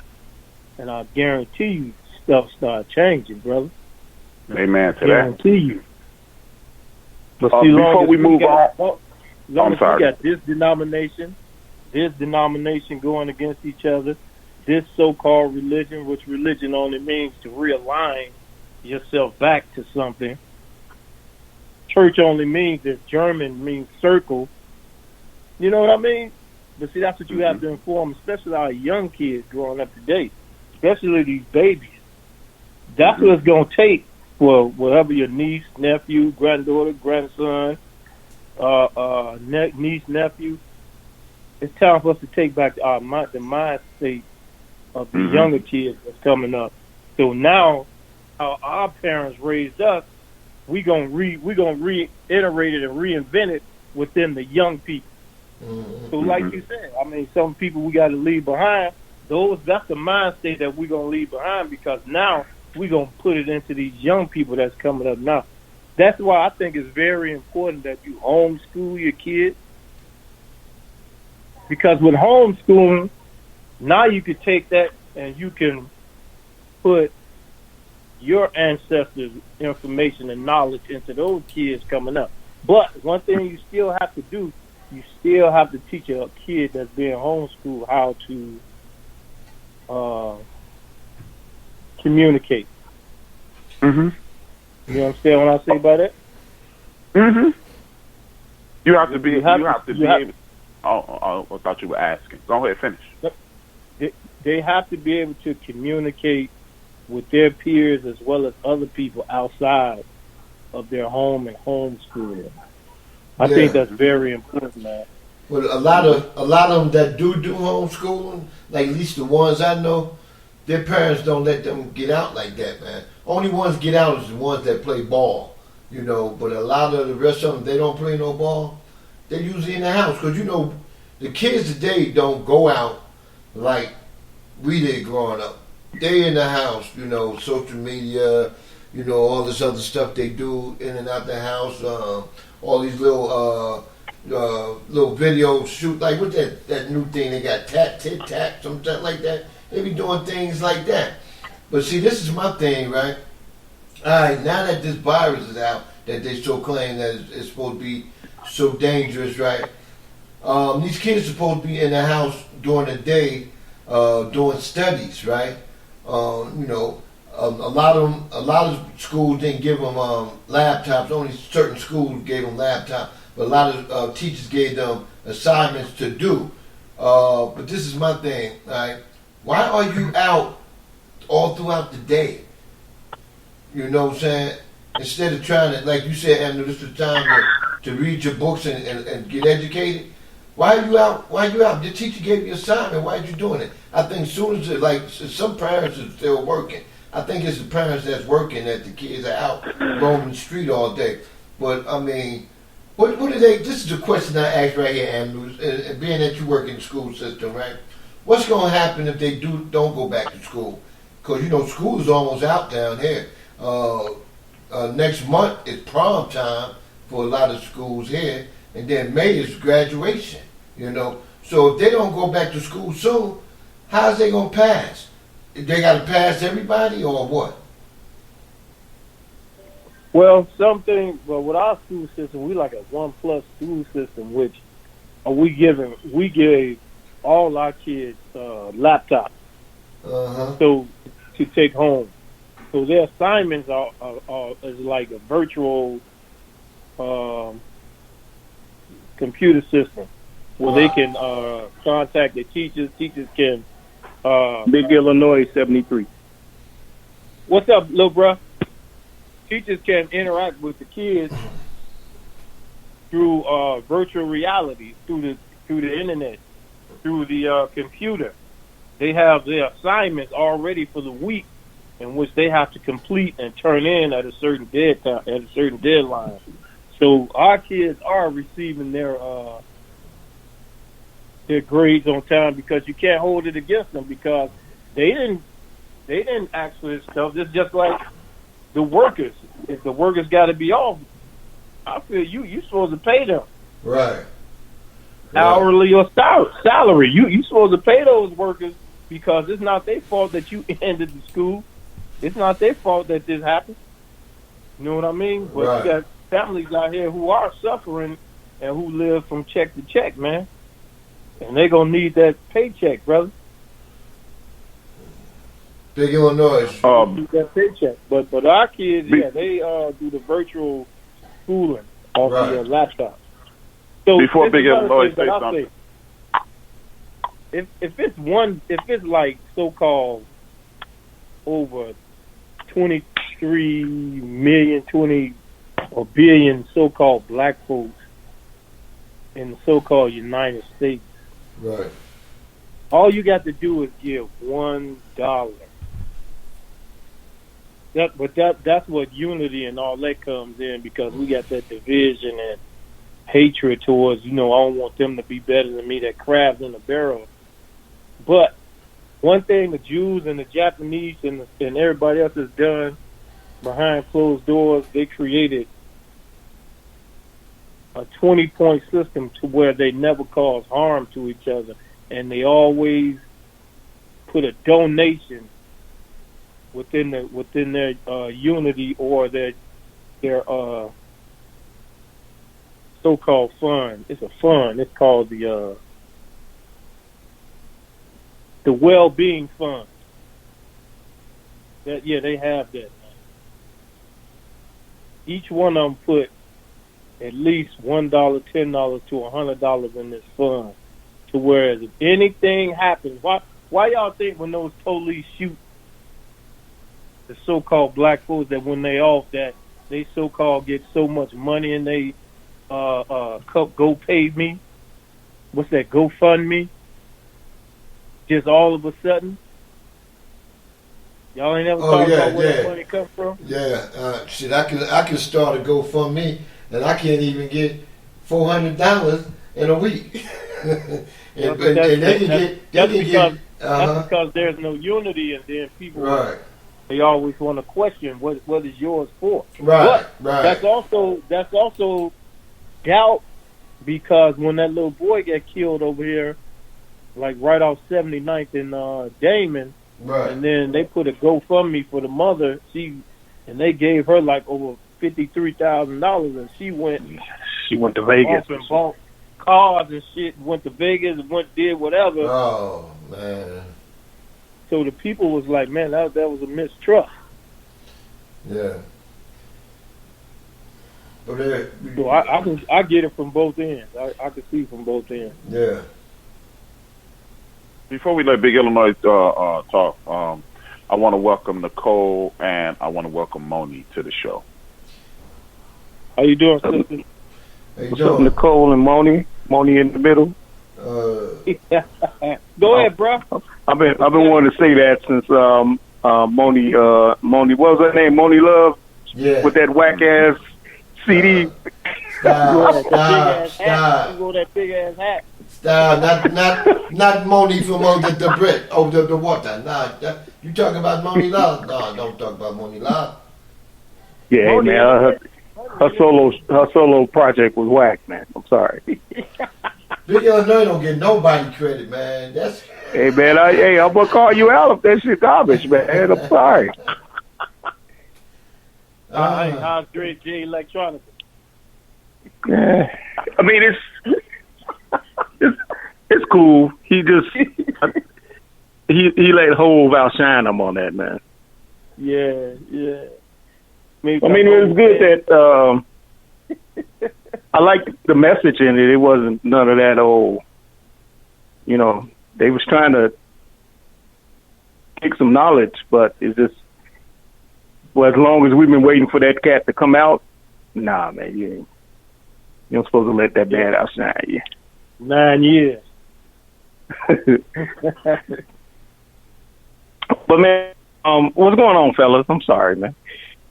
What's up, little bro? Yeah, man, but I was y'all kind of hit what I was about to say. Y'all kind of said it for me as far as the some people we might have to leave leave on the deck or whatever, the tarmac or whatever, because some people just comfortable in their surroundings, man. Instead of you, how the hell you been living in the projects for 12 years and you making more money than the next person? Now, maybe I'm not saying that right, but you have the means to get out and make a better life for you and your kids, but you want to continue to pay this $20 or $30 rent, so you stay in that environment, man. Yeah, that's that mindset. Dang, you just get your ass out, man. Yeah. I mean, if B keep beating me up every time I'm on my way home, and that's my only route, if I continue to go there and don't fight back, I deserve to get my ass beat. I'll beat the shit out of B, but still, man.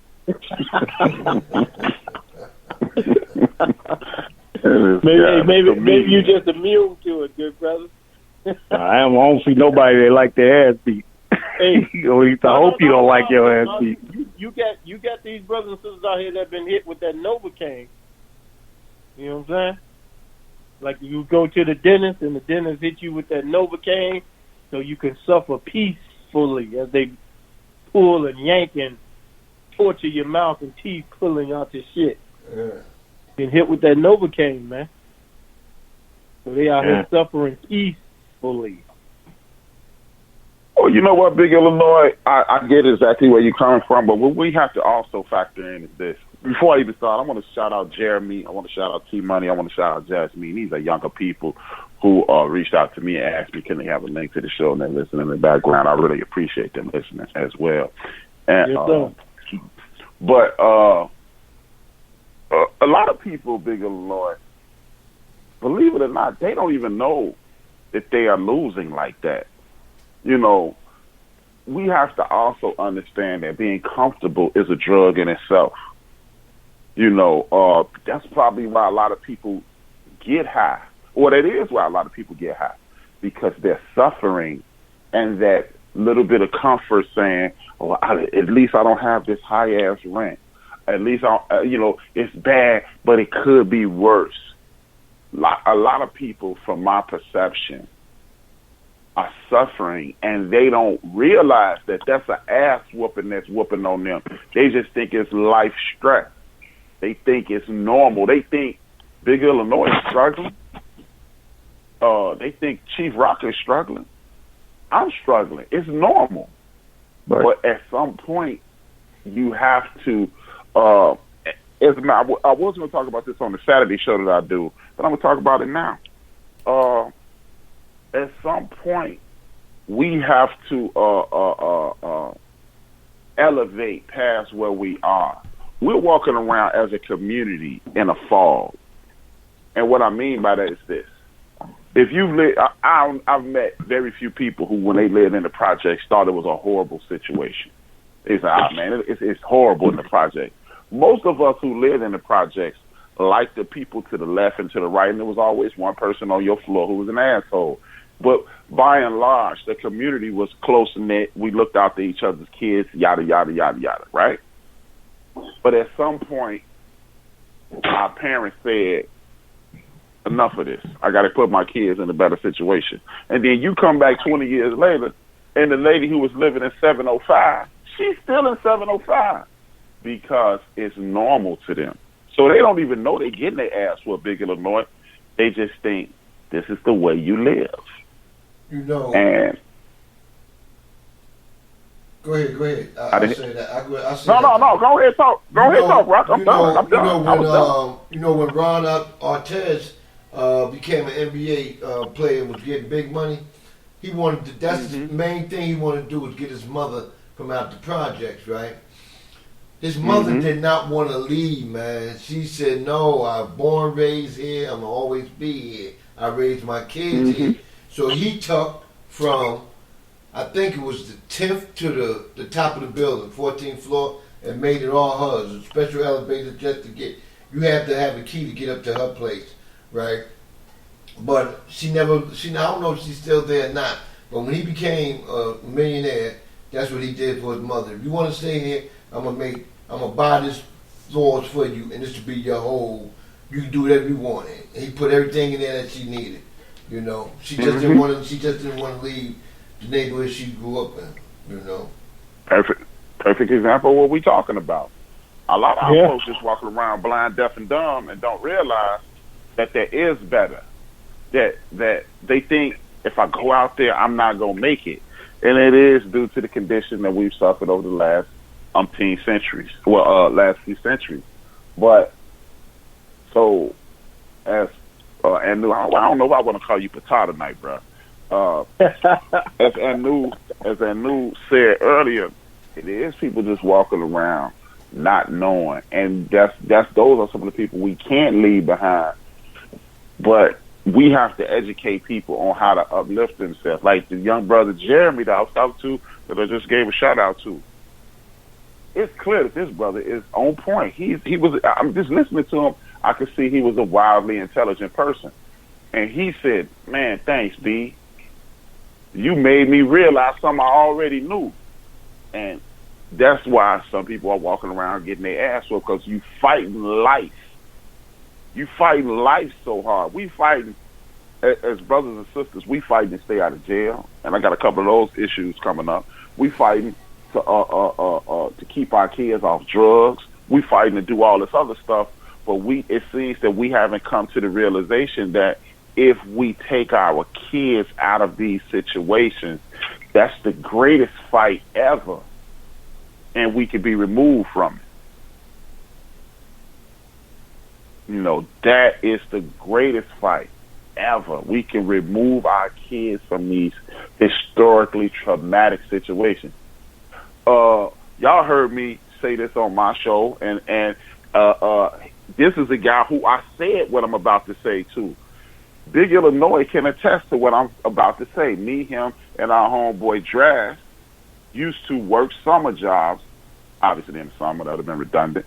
We used to work our summer jobs. And I can remember us standing out on the stoop, looking at each other, and it was nothing for us to turn to each other and say, hey, man, let's go down to Sammy's, this restaurant in our neighborhood, because, you know, they're going to start shooting at 7. Listen to how fucking crazy that sounds. Right. Let's hurry up and go get a couple hamburgers or whatever we was going to get from Sammy's, because in 20 minutes they are going to be shooting at us. Now, we didn't look. Here's the even stupider part about our behavior in that situation. We could have simply went the long way, but what we did was went right through the area that they was going to be shooting, which is Carson Field. And a couple times we got shot at, and we never stopped going like damn fools. We never went up Wall Street and went the back way. We took a chance on getting shot 2 or 3 times a week for about 5 summers, Chief Rock. And Big Illinois, you see, he ain't saying, "No, you lying, B." That's really what we were doing. Look how lost we were. Let's go the long way and be safe. Let's cut through the field where the dudes in the projects gonna shoot at us. Me and Big Illinois was on a basketball court once. I don't remember who it was, took a shot, and they shot the ball out the air. We walked home like, man, these motherfuckers done shot our ball. Not, damn, we're finna die. It was these motherfuckers, man. Damn. So when I say that, it's we are walking around in such a fog as a community that we don't even know we getting our ass kicked. Because I just gave you 2 examples of stupid ass behavior. And it's not like we were 7 or 8 years old. We were 16, 17 years old. And was like, hey, fuck, man, they shot our ball out there. Neither one of us ran home. I mean, another example of that is I used to work with this young lady. She used to stay up north, and she was talking about it was like one weekend, one guy got shot on the corner. Then the next couple days, I guess it was retaliation. They shot another dude on the opposite corner. And then it was like for like 3 or 4 weekends, it was people dying on the corner. So I was like, you know, why are motherfuckers still hanging out on that corner? And she was like, hey, that's all they know.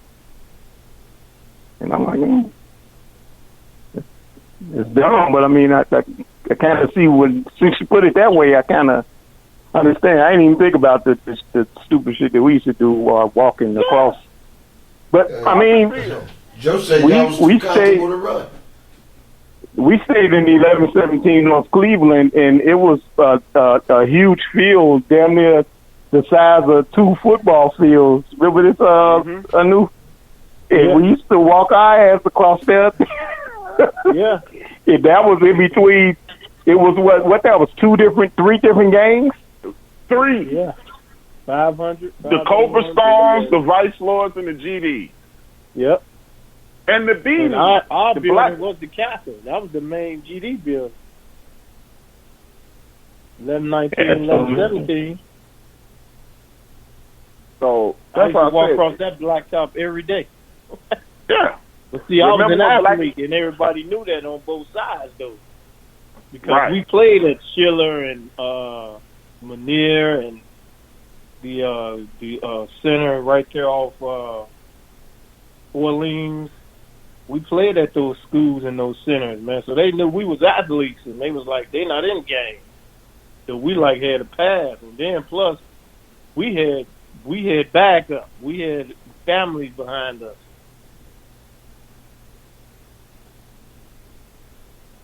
Yeah, I mean, Yeah, like y'all can remember when Black Nick got murdered. It was damn man, Black Nick got murdered. Where he get killed on the blacktop, and then everybody in the hood was like, "Oh man, he knew better." It was, oh my God, Nick is dead. Yeah, he was walking. Man. He was walking from 1121 to 501. Right. They caught him in between. Right. And nobody blinked. I have a friend who, after they shot Nick, and look, just to show you how we're so comfortable with trauma, I have a friend, the night after they shot Nick, took about 14 shots at me. I had to yell out, XYZ, it's B. And then when I see him now, I go, man, you tried to murder me. I'm sorry, B. I ain't know it was you. Wow. So that's why we live in this traumatic situation. Let me bring up this other thing.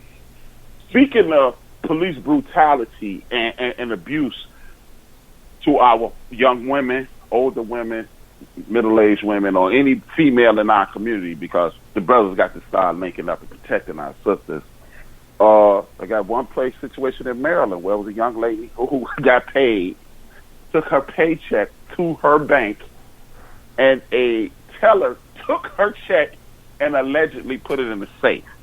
What? She called the police. Yeah. A couple of days ago. And, yeah, you're right, dude. Yeah. And nobody ever did. This young lady still don't have her money today. And this is why, look, and she ain't raised a hell. You know, she didn't. But here's the crazy part. The police called her to see if she was okay 2 days later. I want y'all to do me a favor. Want y'all to do me a favor. Ask me how much the check was that this lady didn't want to cash because she didn't believe. The lady called the girl's employer and said, "Do you know such and such?" And they said, "Yeah, cash the check." No, I'm gonna keep it in the safe. How much was this check? How much would y'all guess this check was in the amount of how much? Just humor me and let me know how much you think this check was. 2,500. About 480. 3,000. 90 funky ass dollars. Oh hell no! This is why we need to. Oh man, shit. This is why we need to reestablish. I'm gonna talk about this Saturday. Reestablish our community. And put by investing in our own community banks, because there's no way in hell that the president of that bank, with all this media attention that this young lady has received, shouldn't be kissing our ass. There's no way that an attorney somewhere like Billy Martin, one of the biggest attorneys in the Baltimore, in the DMV, in the Baltimore, D.C. and Maryland, Virginia area, he's world renowned. He should be having somebody in his law firm protect that young lady, but we're not doing that. And we're just sitting back. Yeah, I'm just saying it should be somebody with power of that nature from her community stepping up to assist this young lady. She shouldn't have to go to Facebook or social media live and ask for protection. We should be there to protect her, and people in our community should be there to protect this young lady. The floor is yours. I'm listening, and I got a couple more things after y'all speak y'all piece on that. Yeah, I mean, that's why they took law and all that out of schools to make you feel helpless and when things like that happen. But shit, she got a whole bunch of avenues going for her, man. Man, I did a contract with that lady so quick. Went and got that shit notarized and then served her, the bank manager, people who own the bank, and let them know each day you hold my damn check, it's gonna cost you $10,000. Right. That's what I was going to say. I know she can sue him. See, they know our people don't know contract law. They know you don't know law, period. So that's why now they can get away with all that shit, man. People violate your rights every day, and you don't know it. So what they say, if you don't know you got rights, you don't have them. But yeah, man, she could have called shit. She could have called the sheriff. She could have did everything. Sheriff is over everybody, man. That's why I tell y'all, call the sheriff. Don't call the police. Man, that young lady got so many avenues, man. Shit, I'll be counting up my money. I'll be like, keep that shit. Yeah. Each time you keep it, lady. You got $90. I'm gonna have 90,000. You know. That's called latches. Once you put up that shit on the affidavit, brother, and you write it out, it ain't even got to be long. Seal that up, have 2 witnesses sign on there. So you go and you deliver it yourself, or give it to a and what they call them people that deliver. Shit, man, my mind ain't thinking right now. Notary Republic. They like people who go out and send and give summons and give people mail. A process server. Oh, okay. For man, I get up to that process server once they serve. Shit, I'm going to that little mom and pop courthouse down there, man. Yeah. Oh yeah, you. Yeah. Once you serve, you serve. So you can keep it. Keep that little $90. Y'all gonna be paying me damn $100,000, $200,000. Go. Yeah. All type of. I'm sorry. Illinois man, ROCKA, y'all got something to add to that? Oh, I'm sorry. Nah, he touched it, man. He touched it. I'm just surprised a person would do some bullshit like that. I'm sitting back thinking right now, man. Jeez, I'm like, what? Yeah. Shit. Please do that shit for me. And it's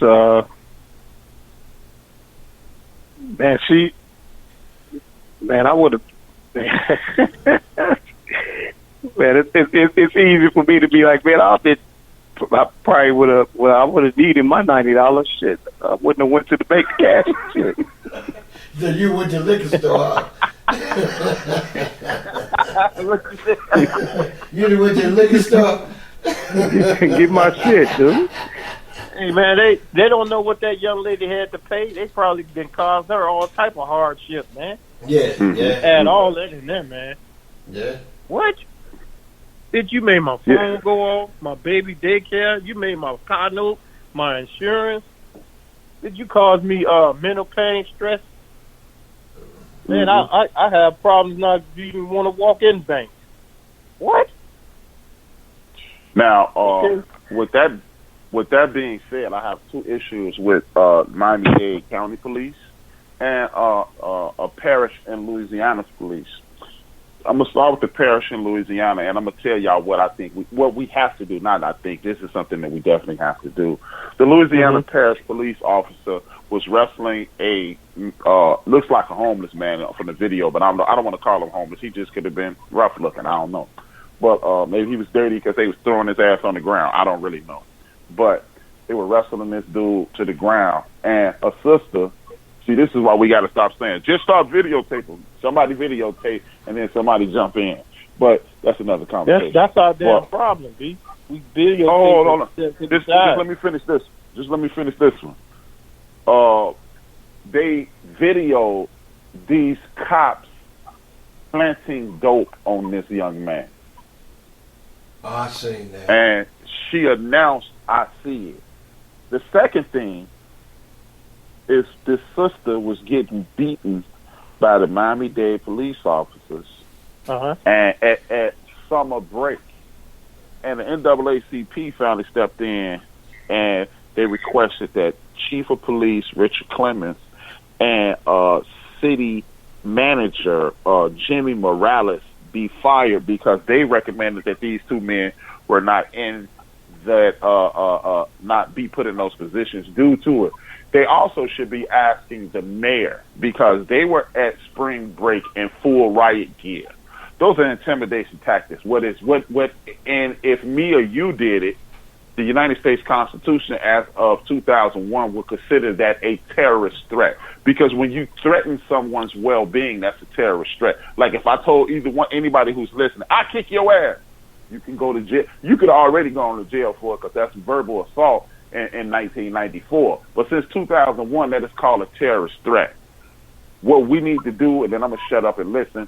Y'all got the floor. What we need to start doing is stop arguing with the NAACP and arguing and jockeying for people's jobs. And we now need to start getting attorneys, as Anise said, get some type of community fund together and start suing and going after these people's pension. This is a capitalistic society. Everybody understands money being taken from them. Therefore, we need to start attacking these people's pension. And every time you whoop on one of our people, we take a couple $1 million out your pension. I guarantee you, people will start getting their ass kicked. Because do your ass want to be on food stamps when you retire, or do you want to keep it moving? I'm listening to all three of you brothers. Move forward. Go ahead. Hey, well, that's a form of domestic care. Oh, go ahead, little bro. Oh, no, my bad. Well, I mean, I can agree with you as far as start like getting something like funded or whatever. Mm-hmm. Like, what we need to do, even I need to do this. We should always have us in a paralegal or some type of attorney on call for situations like that. For instance, the sister with the bank situation. So ain't nobody stepped up and been like, hey, you know what? I want to take over this case pro bono. You know what I'm saying? Even if it gains you some notoriety. I'm sorry. sorry about that. At least you can show that it's some type of self-respect going on in our community. Because I'm not gonna lie, I didn't know nothing about the check thing. I try not to look at a lot of stuff on Facebook because it's the clowns on there. Oh no, I didn't get that off Facebook. I don't. Facebook is for jokes. I don't look at that. I'll post funny shit and keep it moving. How you find out about that? Just looking at these CNN.com. There's a couple of black blogs that cover news like that. That's where I be getting my news from. I'll start sending you the links. Oh, okay. Because I can't see that type of stuff on Twitter either because I got some perverted shit over Twitter, but that's another. But anyway, man.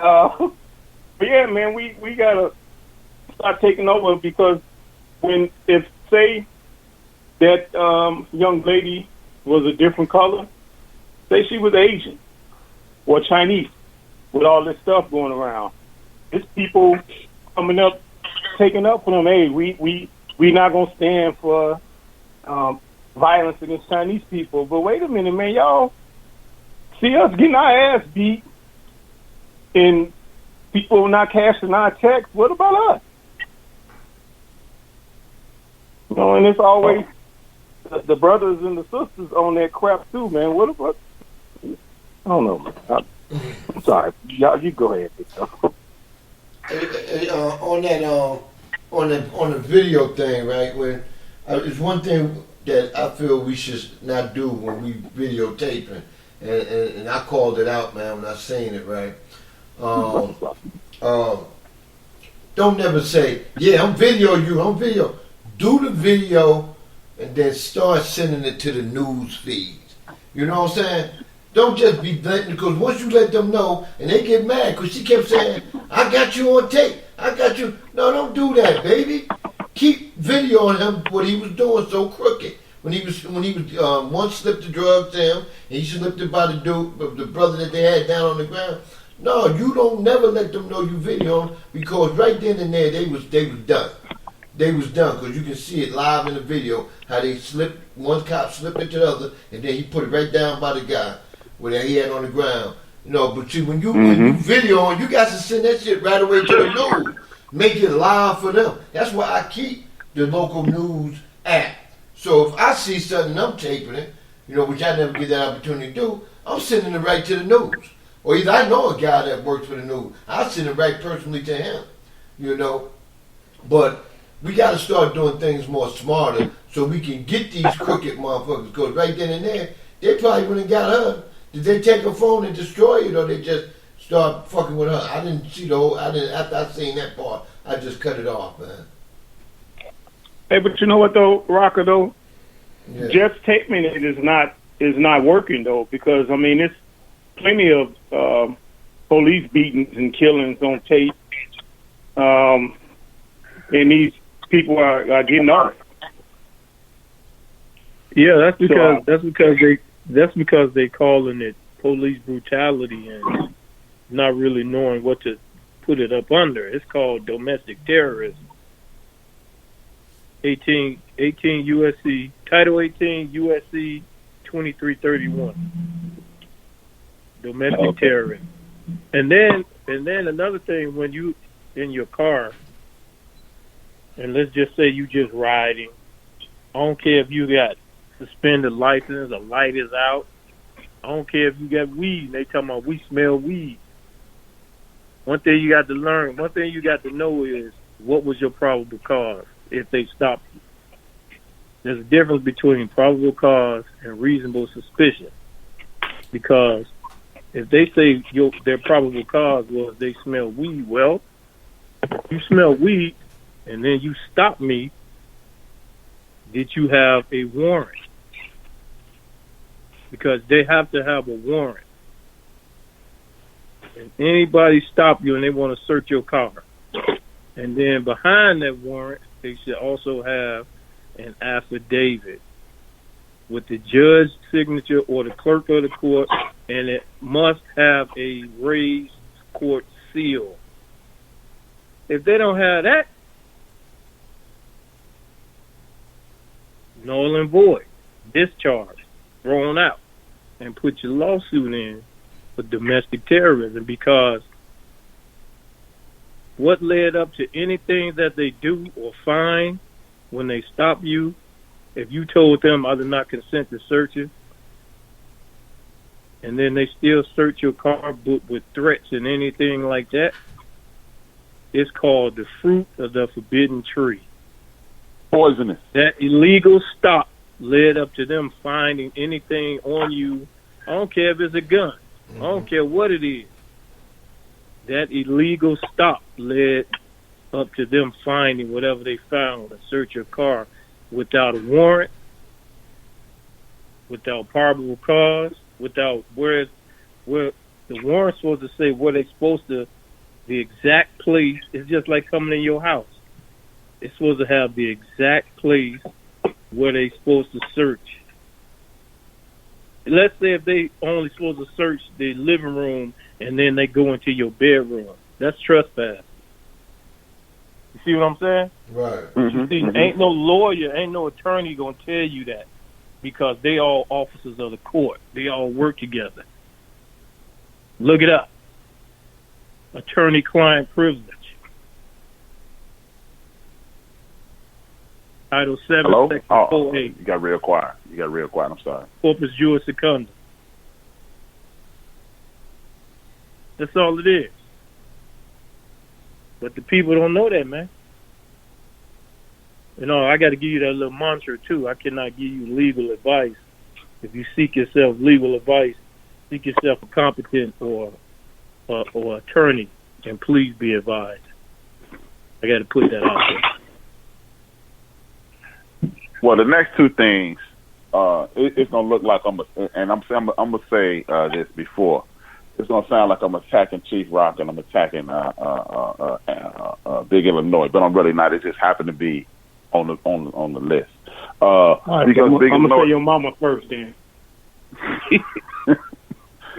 and ironically, the next thing I was gonna say is we gotta stop laughing at every fucking thing. Seriously, because Cardi B and Idris Elba they beefing right now on the internet, which goes against what Brother Anu just said. I don't know why I want to call you Patar all night, but I have to keep catching myself. It's okay, brother. That's a good brother. He just on your mind. He out there doing good things. So Cardi B made a proclamation that these people who are celebrities are getting paid by the government to claim that they have these illnesses, and you got people like Carl Anthony Towns and others. Who one second, Patar. You got Carl Anthony Towns' mom who's about to die from this illness, and other people who are losing people. So, as a community, we must stop laughing at everything. I think this is a result of social media. What we've done is remove the ability to have empathy for people who are struggling, because every time something happens, we throw a meme up and we laugh at it. And when people losing people, then you got to talk about, oh man, my bad, I'm sorry. And the second thing is this, before we let Patar talk. Again, it's not a jab at my man Chief Rocka, it's just something that came up. Lieutenant Governor, this is why we have to be focused on who we're voting for and why and what we expect from these people. Lieutenant Governor of Texas has openly come out and said the elderly should put themselves in danger with this corona thing for the betterment of the economy. So he is willing to allow older people to hit the streets, potentially be infected, and die in order for the economy to make a comeback. This is definitely not the type of guy you need representing you in the state of Texas or the other 49 states or any other provinces throughout the Americas that are connected to the United States. Again, it's not a jab at y'all. It's just something that came up. I'm listening. The floor is yours.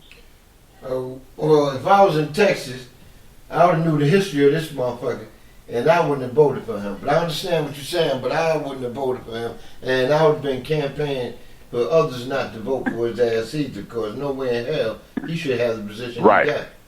You know, that's what I said. When you go to these little elections, because that's what we get ready to have. Besides picking which Democratic person you want to represent you, we also have other elections too that we got to vote for other things, other people. So right now, I've been going over everybody that's running, and I've been going through the history of what they've been doing, just so I will pick the right person and see if everybody else picking that person too. Because before we go May, I'm gonna ask people who they voting for here in Georgia. You know, I'm calling them out and see who y'all voting for. You know, just to see if they have an education on it. Do y'all pull them people's background? Yeah, that's just information. You can go on. That's just like a lawyer. Go down risk management, and you can pull a background. You know that, right? Right. Yeah, it's just like a lawyer. That's why I say if people in like court cases or anything like that, pull them judges and them prosecutors and attorneys' backgrounds up, man. You'll see they the worst criminals ever, man. Yeah, majority of them. Actually, they oath of office, man. Actually, they Foreign Agent Registration Act of 1938. Hey, man. Actually, they certificate of participation. Actually, all that shit, man. Even though this is TV, I'm proud of that brother that play on that picture that come on Tuesday night. 50 Cent little sitcom he got going out right now. It's a true story about the brother that represented himself in jail, cause he went to bat and he's about ready to get out of there. You know, only way he won't get out of there is somebody pull a monkey wrench. But he got the judge. Yeah, he's going in propria persona. That's in your own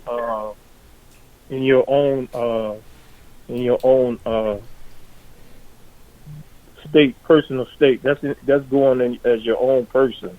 Right. In propria persona. Not pro se. But yeah, man, I mean, shit, all that shit, domestic terrorism, man. Wow. But where my man Patai at? What's up, brothers? Assalamu alaikum. Alaikum assalam. Alaikum assalam, good brother. Hey, Patai. What's up, brothers?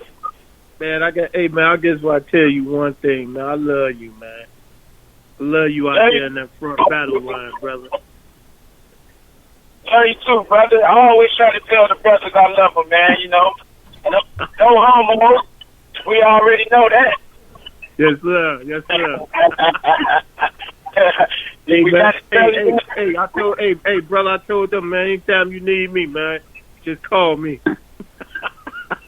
Man, I have to get your number, man. I have to get your number, bro. Yeah, that's a good thing you got going on Facebook, bro. I checked you out the last show you did. I appreciate that, man. Man, appreciate that, bro. Yeah, I be doing this little show on Wednesdays at 5, but, you know, since this coronavirus been out, you know, the sister ain't, you know, she got some pre-existing health conditions, so, you know, we trying to, you know, just wait to see what's going to happen, man, but still be out here trying to drop the little knowledge I know. But, man, I ain't a chance left. I just left this Walgreens. Man, and man, this Negro was up in here coughing like wasn't no tomorrow. I mean, he wasn't trying to cover his mouth up or nothing, man. And I just say that to go back. You know, I think earlier you said that, you know, black people, we know how to wash our hands, we know how to keep clean. Yeah. There's a lot of Negroes out here, bro, and I just seen it. They don't. Man. Hey, this Negro is You said the right word. It's the difference between Negroes and black people. But that was a Negro I just encountered. For sure, because he got like he trying to spread something up in there, man. But, you know, I do the Uber and the Lyft, so, you know, I was just going in and grab a couple of things out of the walls. Actually, I was looking for some Lysol. But, you know, they ain't hiding none. But, yeah, I don't know how long he was up in there, man, but I was trying to stay the hell away from him because he had no regard for nobody but himself, man. So, wow. Just saying that, you know, me doing this Uber and Lyft, man, the Uber Eats, man, I be seeing people, especially, man, not only black people, but man, there's a lot of people still walking around here grabbing door handles, like when we go into the restaurants to pick these orders up. And these people ain't got, I say over 75% of people, probably more than that, 70 to 80% of people, man, are grabbing these door handles. You know what I'm saying? Walking in these places 5 and 6 deep. You know, I was out west earlier picking up some food. And, man, a group of 5 people, black people, they walked up in there, they walk in close quarters. Got a little 5-year-old with them. They all walk up in the store together. I called the restaurant, like, hey, I'm here to pick up so-and-so and so-and-so, but I'm going to wait till a few people leave up out of there. You know what I'm saying? I'm not coming up in there until, you know, it's about 2-3 people up in there. Right. You know, a lot of people, you know, I admit, man, you know, at first, you know, I ain't taking it as serious as I probably should have. You know what I'm saying? But, man, I'm not playing around, man. I'm not stepping up in no places where it's 5 and 6 people. And a lot of people, bro, they ain't even, they lounging, man. Yeah. I was out west today on Laramie, bro, past Laramie and, West End. And you know how they get out, P. Brother, you know, people out. It was like about 15, 20 people on the porch, you know, on the sidewalk, leaning on the car. You know what I'm saying? They acting like ain't nothing going on, man. Like a big party. Yeah, like it's a big party, man. I see the same thing, but I see it every time I go out. It's like that. That's why I asked, is the kids doing their assignments or what? Like you said, a lot of kids got laptops, right? But the ones that don't have the laptops that was given to them, they was given paperwork assignments. And then the ones that ain't doing it. They ain't doing their assignments. Go ahead, Baton. Right. Because ain't no man or woman in the house to tell them to do it. True. Yeah. Man, I seen a Facebook post of a sister the other day. The sister Negro, shouldn't say that, but man, she was mad. She was calling Trump. Y'all probably see she like Trump. She didn't even say Trump. She was saying trunk, like a trunk of a car. Like, Trump, you got to do something about this stuff. I can't. You know, I can't even do nothing. I got these kids in the house. He's like, she's irritated. You know, she's smoking a blunt in the car. It's like she mad she can't smoke her little weed in the house because, you know, the children home from school, man. So, you know, there's a lot of adults out here, man, that ain't, man, they misguided, bro. They ain't got no knowledge of self, and, man, they say they truth is the truth. You know, not what actual truth is. People say, I'm going to tell you my truth. Okay. I mean, what's your truth? It's only truth, man. Right. It's only truth. So, it's sad, man. One more thing, bro, about, because I ain't going to hold y'all up, man, about the unity of our people, man. You know, about 30 years ago, actually in 85, Minister Farrakhan introduced some products called Power. You know, they had shampoo, soap, conditioner, and he went to Johnson Products, Jet Magazine, man. Yeah. And he asked the brother, you know, to produce his product. You know, could he manufacture them? He told the minister he could do it. The next day, he had got a call from some Jews. And they said, if you do business with Minister Farrakhan, we're going to shut your distribution down. So John Johnson called the minister and said he couldn't do it. You know, and that just goes to show the influence of Jewish people over our people, man. It's like when Don King, you know, a Jewish person told him, you might be a giant to your people, but to us, you like a gnat, and we'll crush you. You know what I'm saying? And I say all of that, man, to say us pulling our resources, us pulling where there's knowledge, where there's money, man, and putting it into a fund. You know, the Honorable Elijah Muhammad, man, this was 60 years ago. He said there's 16 million people, wage earners, pay 35 cents a week, bro. That's $1.40 a month. Within a year, or in a year, that would accumulate to $291 million, bro. Wow. $1.40 a month. 16 million people. 35 cents a week. That's $291 million a year, bro. And we can build this wall, that Black Wall Street, man. We can have things in our community, man, that we don't have to ask for reparations, even though we know we deserve that, man. But, you know, we so distrustful of one another. We won't even act on that, bro. I know all of us got $1.40 a month, bro. Oh, yeah. So, you know, it's just, you know, I hear us talking about this ADOS and this reparations, man. I know a brother, he was saying, well, if poor people put their money together, they still gonna be poor. I mean, it's like the most stupidest shit I ever heard in my life, because it's like, brother, what's the brother on the phone? Illinois? Yeah. It's just like you were saying, bro, the Jews put their money together. You know what I'm saying? Penny by penny. And that's how they was able to, they shopped amongst their own. They did business amongst themselves.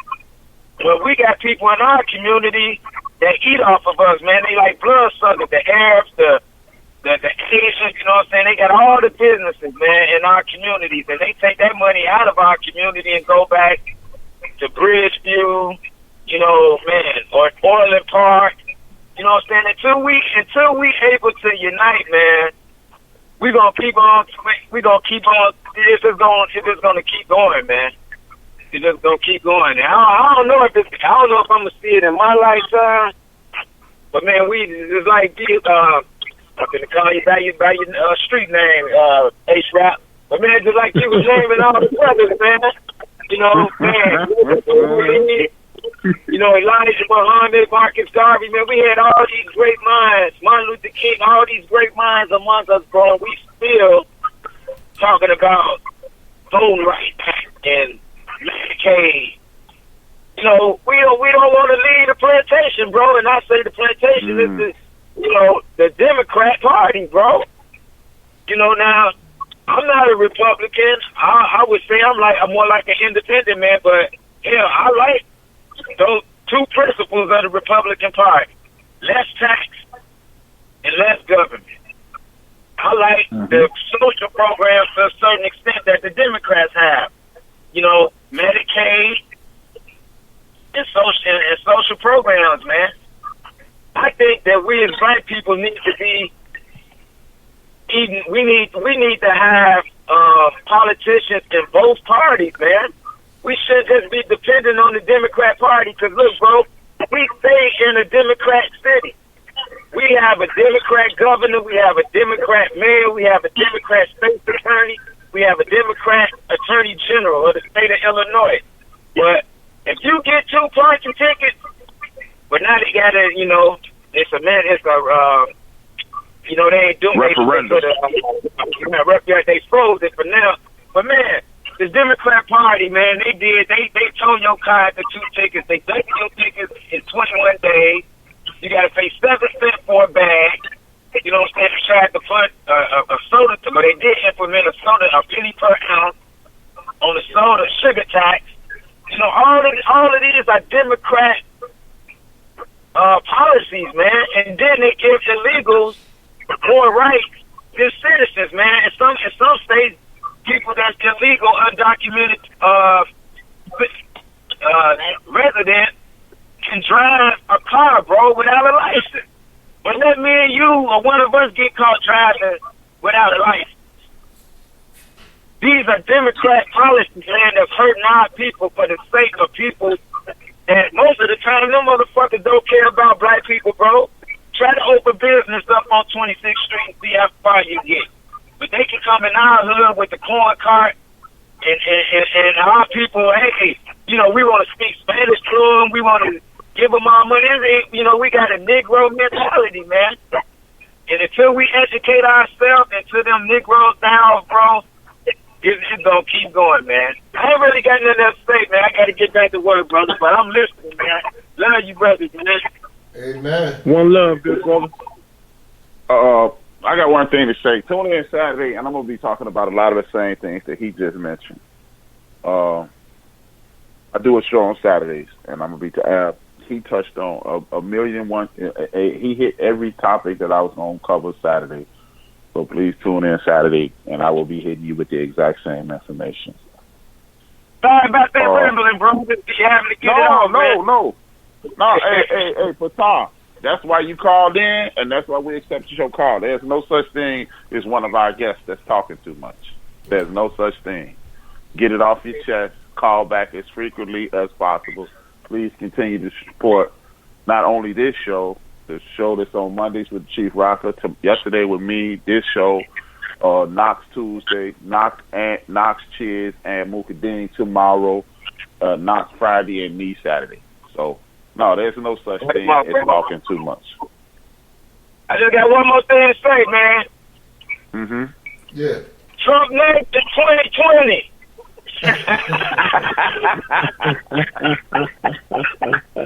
Hey man, them Negroes don't meet with the. Hey man, them Negroes we got is elected officials, man. They don't even want to meet with the president, man, and demand of him to do something. So, you know, I'm just saying, bro, we can't sit up there and say Trump hate black people. Our politicians ain't even demand to give him a list of demands to do something for black people. You know what I'm saying? When Barack Obama was in office, the same Negroes were saying, no, don't ask him to do nothing. They might kill him. But now you got a man who, he goes to the HBCUs. He gave more money to HBCUs than any other president. You know what I'm saying? He meet with black people, but the Negroes, I call them the Congressional Black Caucus, they won't even meet with the man. So how do we know what he won't do for black people, bro? How do we know that? Not to say that he loves us, but I can't name one of them motherfuckers that loved us, bro. So why not meet with him? That's all I gotta say, man. I'm listening, man. I love you, brothers. Love you too, my brother. And to close out the show, man, well, not close out the show, the last thing I got on my page for the show today is, y'all know I always say that I'm heavy on Twitter. I enjoy Twitter. I don't have those Twitter issues that most people have with the arguing and bickering and the beehive and all that. I don't participate in that type of stuff on Twitter. I demonstrate with like-minded people, whether it's community, sports, or my favorite music, hip-hop music. So I don't really have those issues. But one thing that I noticed that was trending on Twitter this week was the 9 to 5 man is out of style. And what they meant by that is, do you want a hard rock dude or a thug, or would you like to date a dude who gets his ass up and goes to work every day? And sadly enough, most of the sisters were saying they want a hard rock guy. I just got one thing, and then I get y'all the floor. I'm done. My only issue with this whole thing, you date who you want to date, but I want to make it clear. A dude because they was talking about hustlers. A dude who sells drugs is not a hustler. He's a drug dealer. A hustler is the type of guy that will sell ice to a homeless man in December in Chicago. That's a hustler. He gonna take whatever he has and turn it into some money. Whether he's selling ink pens to people with no paper and illiterate, or he's selling them water to whales, or whatever, selling an air conditioner to a homeless man. That's what a hustler is. A drug dealer, a dude who's selling drugs and making a lot of money, is a drug dealer. Because if you remove the drugs, his ass is going to starve. A hustler is going to sell, is going to sell doorknobs to a corona victim. You know what I mean? It's a difference. I'm going to shut up. Y'all got the floor. Damn, I'm glad I wasn't in that conversation. That's real. It's still going on, Rocker. It's still going on. Yeah, well, send me that link, man. That's some bullshit. No, it ain't no link. Just go to the trending topic, and you will see 9 to 5 man out of style. Okay. Yeah, that's just like old girl from she on Twitter, man. All the housewives on Twitter, man. How she was talking back to the people that was getting on her.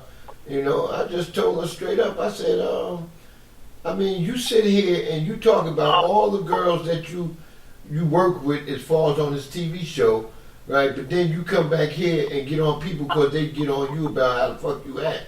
I said, how the fuck you gonna do some shit like that when everybody see you acting so ratchet? She ain't never answered me, man. She ain't answered me back. But I like them conversations though, A-Drap, but that had to be women that's not really I'll say lady or woman. These got to be little girls saying that shit. Am I right, Big Illy? You be on there. You should know right now. You know the difference. Am I right? Yeah, you got to look at it like this, man. That's another section of the issues that we have as people, man. Your grandfather, grandmama been married for 50, 60 years. I can guarantee you fucking 40 of those years he probably didn't have that motherfucker. But they still stayed together for the sake of the family. Mm-hmm. Or how the saying go, would you like a broke pit or a rich German Shepherd? You want a motherfucker that's gonna be rich but just sitting in the house? No, I probably said that wrong, but you know what I was saying though. Right. Pretty much, man. I think it's all about a self-esteem issue. Right, that's what I was getting to. It's either low, or they got daddy issues, mm-hmm. or it's just misinformation that they're receiving from these dead, low vibration sitcom shows that they're watching on TV, and they being influenced by. and we, us guys play a part in that too, though, bro. Because when you got the men on TV switching and kissing each other and wanting each other and looking like the women, competing with the women, you play a big part of that. You can't stand up for the woman if somebody come around and threaten her like a so-called police. Yeah, of course you ain't gonna have no confidence in you. we play a big part in that, because if a man can't teach a woman, he damn sure can't treat a woman. Hey, we got somebody who wants something to say. Are you in? Cool, sir. What's up, Ladies and Sam? gentlemen, my favorite guest of all time, Cool Sailor's in the building. What's going on, boys? I dropped in late tonight. I see y'all talking crazy, though. What's up, Y'all done took this shit back, goddamn, the MC Light and the Roughnecks and shit. Goddamn. That goddamn sad, boy. I don't know what y'all been talking about tonight. Y'all all over the place. Gee, yeah. I just want to say this. Hey, Phil, that's how that melanin works. It just jumps around. I got. Hey, Chief. Yeah. I want to just speak on this, and I'm gonna let y'all. I ain't gonna hold y'all long now. For everybody that's in the Atlanta area or was in the Georgia area, we'll just say Georgia area. I came home last night. You know, ain't no sports on. They replaying all LeBron cheer and everything they can find with COVID shit. They done played it to death. So I think I was trying to find out about some news. So my TV was on Georgia Public Broadcasting, GPTV. Right.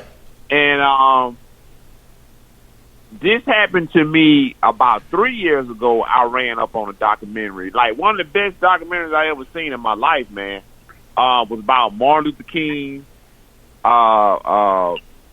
Andrew Young, and Maynard Jackson, and how he became the first black mayor, and how they built the airport.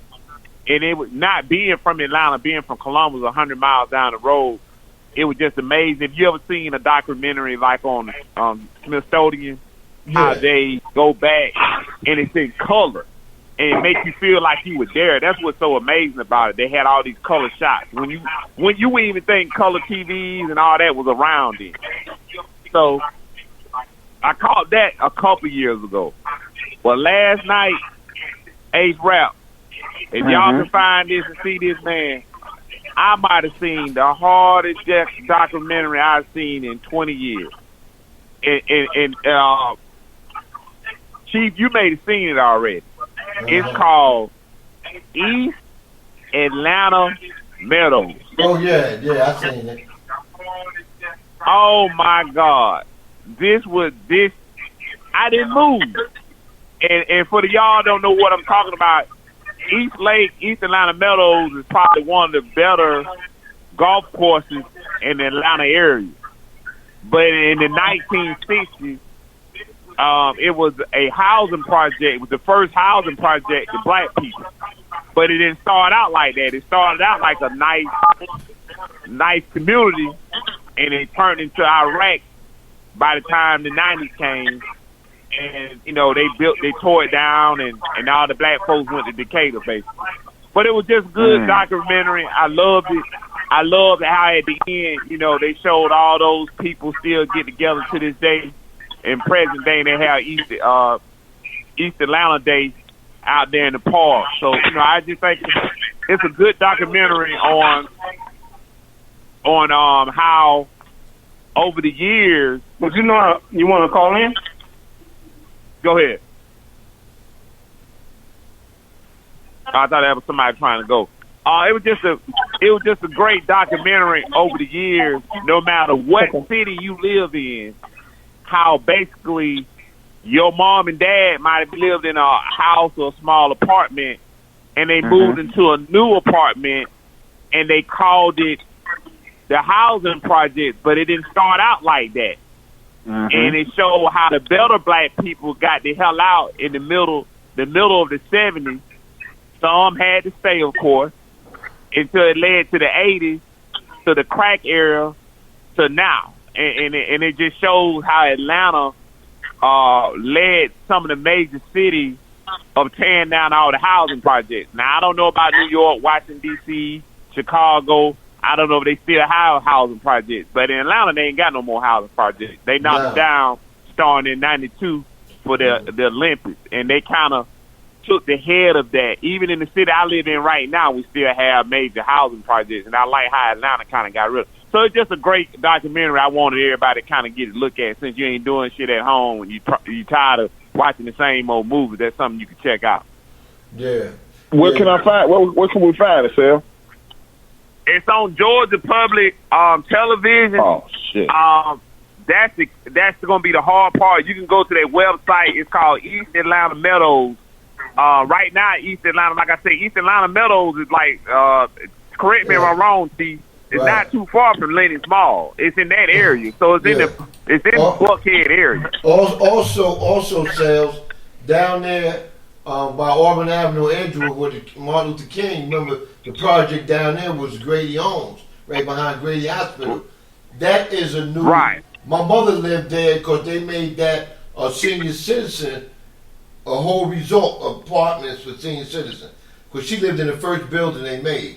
Now they got a big gym down there, like a YMCA, but it's better than a Y. They call it something else. And they redid the park right next door, so, hey man, they building that shit up, man. They building it up, bro. Yeah, it's gentrification at its finest. To go back, it's so funny how, like, things just shift. It started out as a white area because, of course, it was in East Atlanta by Lennox Mall. Uh-huh. So the white people decided they wanted to leave that area, and they were going to give that little small piece of area to black people.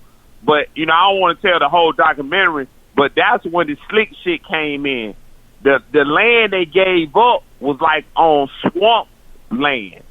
And like the first 2 years of the housing I shouldn't even say housing project, because the people got offended when you said it, because last night, and I understood that, because when it started off, people were saying they was in houses where they only had 2 bedrooms. They was in old shotgun houses. And when they moved to East Atlanta Meadows, shit, everybody had a room to themselves. They felt like they was like George Jefferson. They had came on up. But within the 3rd year of living in the project, what the white people didn't tell the people they sold it to, the Atlanta Housing Project Authority, that was on swampland. They had raw sewage coming down the playground. Right. They had potholes and manholes in the middle of the parking lot. And this shit, I couldn't believe. That's how I got hooked to the documentary. Right. This went on like in 1965. I was like, I know this shit ain't gonna make it to the 90s. And I just sat my black ass right there and watched it. And they made it all the way to 97. Right. And they didn't approve shit. So it's just amazing. This black lady named, what was her name, Chief? Miss Evans, I think. Etta James. I can't get her name right. Yeah, it was Etta. Yeah. But if anybody remember the movie Lean on Me, how Joe Clark had to go against that skinny, mean-ass black woman, she was that of the project. Right. They were scared of her. The white people were scared of her because she could get every vote in the project. She'll tell them niggas whatever to do, and they did it. So she led to the stuff going back. So, like, make a long story short, it's just amazing that gentrification at its best. It was a white area. Then they called themselves getting out because they knew it was on swampland. Gave it to the blacks for 30 years. The blacks left. The white people came back in 99. Now it's kind of both. It's kind of mixed. You got Drew Charter School next door. You got a Publix. You got a Wells Fargo and a golf course. They said this would have never been thought of in the 90s. In the late, as of 2003, they said a home was going for $45,000. Today's market rate, $245,000. That's what they call gentrification. Oh, they came back. They buying up down there. But I think that was it for you, Kusa. I think we got another call on the line. That's all I want to speak on. Yeah, before Kusel go, and before you start, Chief, hey, Sel, that's part of the reason that uptick in violence happened in Chicago. What they did was tear down those towers and those projects and scattered several different gangs into rival gang territory. And that's why y'all start hearing about all that violence, because you got Gang A being displaced from their community and put right smack dab in the middle of Gang B, and now those people was fighting. So, yep, I get what you're talking about. That's all, Chief. So you're saying the same thing is going on in Chicago? They did the same thing? Yes. Me and New and Big Illinois from the same neighborhood. If you ever see the movie Cooley High, right, and we are from that neighborhood where that school used to sit. We used to play baseball and everything there, and basketball across the street, and now that's all $400,000 and $500,000 homes. The Oscar Mayer factory used to sit right behind that school. That's gone. It's $400,000 and $500,000 houses right across the street from where me and New and Big Illinois grew up at. They are building $275,000 condos, and they used to be a horse stable. So trust me, Cool Cell, we are very familiar with what you're talking about. I wish I lived in Georgia so I could watch that, because it does sound very interesting. But they're doing it. That's why all that violence kicked up in Chicago for about 4 or 5 years. And believe it or not, Cool Cell, they were up in arms about 500 murders in Chicago.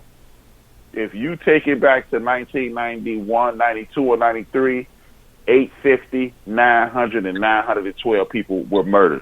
So it's funny that it was a problem now that you're trying to, what they did was devalue a lot of property and then bought it up and built multi-million-dollar housing complexes on top of it. That's what they did. And that's why y'all was hearing about it, because believe it or not, Cool Cell, since 1997, murders in Chicago have been steadily going down. So let me ask you just one last question before you go. Well, when they turned it around, how did they get the gangs and stuff out of there once they got it to its lowest point of probably going down to the teens? Knock the houses 20, down. 30. Knock the housing projects down. When you get rid of housing projects, that's where all the gangs were. Okay. Gotcha. And if you ever hear somebody talk about Chicago, I'm a West Sider from Chicago. I was born on the West Side. If you ever hear somebody talk about Chicago, they tell you about all the violence in Chicago, and they say South Side, immediately say he don't know what the hell he's talking about, because it's a couple of people in here that's from the South Side of Chicago. The people from the South Side of Chicago think the people from the West Side of Chicago crazy. Gotcha. So if you hear somebody say something bad about the South Side and the gangs is crazy, say he don't know nothing about Chicago. Not saying there ain't no gang problem on both sides, but the people on the South Side, when you say let's go on the West Side, they'll look at you like, have you lost your damn mind? I'm not going over there. Lord have mercy. Hey, do we got a caller on the line? I guess not. Hey guys, what's going on? This is Ant Fact. What's up, bro? Ant Facts, welcome aboard, brother. What's going on, brother? Cool Cell, man. Hey, I had a whole lot to say, but you brought up something I was gonna bring up, that documentary. Man, that is a good documentary. So let me tell you just to piggyback off that, to pick up what Cool Cell said. So in the 90s, I want to say like 97, yeah. I was working for Bell South when they started going through getting ready to get rid of East Lake Meadows. So this was the tipping point in all that. Like, they didn't tell us what we was doing, so Bell South was redoing their infrastructure at the time. So we was out there supposed to be pulling cables and all that. They sent people in to cut the cable off, like cut the coaxial cables, get rid of all that, sent Georgia Power in there to start pulling their stuff out, making the conditions go down and down. And then next thing you know, they had that massive, this is what they didn't show in the documentary. They had a massive flood and then a massive fire. And then after that, they knocked the whole thing down. So it was amazing watching the documentary how certain little stuff they left out. Because when I first came to Atlanta, I dated a chick that stayed in there. It was one way in, one way out. So she told me, she was like, hey, come see me. You know, I'm young, I ain't care. I pulled up in there. I got to the gate. Next thing you know, it was like 10 people in front of the car. They told me get out the car. I was like, oh shit, I saw about this, heard about this on TV and stuff, you know, watching New Jersey Drive and stuff. I'm like, oh, this some old gang type shit, you know. They was like, get out the car. So I got out of the car thinking, you know, I'm going to just tell them I'm cool. Then he was like, take your shoes off. I was like, take my damn shoes off. He was like, either you gonna take the shoes off, or we gonna take your clothes off and take your car. The girl came running down out of the apartment, came running down with her brother. No, he with me. They were like, oh, you good, little sis? Oh, we thought he was a narc or something. I was like, oh, I guess I won't be wearing khakis and no damn polo up in here no more. But it was amazing seeing the unity of the community. As I dated her, of course, you get your past then. The more and more I started seeing how they moved as one. If they made a decision, like community have gatherings, one person barbecue, everybody barbecue. I was like, oh, this is neat because I didn't ever experience this coming up. So I was like, oh, this is kind of neat. I ain't know it was like this. But like that lady, I don't know, I can't remember her name. I know y'all said Etta James. Right. But it was always one lady that got everybody together, that made sure we're gonna do this as a community. When they come in here, the census people, you guys are gonna make sure they come in there, see how many people are per apartment and everything. It was crazy. It was crazy, but dang, I'm glad you brought up that documentary. I saw it the other night and I was like, damn, I wish I could record this, but I didn't get to record it. Wow. Yeah, it came on again late last night, man. I sat and watched it, man. It was just moving, man. And what I liked about it the most, they took real people. I don't know how the hell they tracked these people down. It was like one brother was probably about a little older than me. And man, I'm 41. He might was 45, but he told the story from when he was born to when he went to jail, like in '91. And he said when he got out, he did like a dime. And when he got out, they were knocked down. So all this brother knew was the project. So, like, he was shocked. He was just like you said, H-Rap. He had to find somewhere to go when he got out. But they did a great job of interviewing. They didn't kind of stereotype. They got the brother that might have made something for himself to a guy that worked at 45 years at the at the post office. They didn't discriminate. They told everyone's story, and like I said, it was beautiful at the end. I don't know what park they went to. I don't know if it was Grant Park or whatever, but they had East Atlanta Day, and Lord have mercy, they had 60 old women out there twerking. They had a good goddamn time. I was happy to see it, man, but it was an amazing story. It was Grant Park. It was Grant Park, but that's where they have the Bronx Day every year in July, and they have the House in the Park at every September Labor Day. So yeah, they do a lot of big things at Grant Park. But that whole area around there, man, they have rebuilt a lot of that stuff, man, and they still building on it. But what I hate is that we give it up for such little money, and it's going for $100,000 now in some of the areas, or more, 200,000, and they sold the house for 35,000. So we giving up area too quick, man. If you got a piece of property, you better keep it. Because this area over here where I'm at is blooming. Well, my house is I've been here 20 years.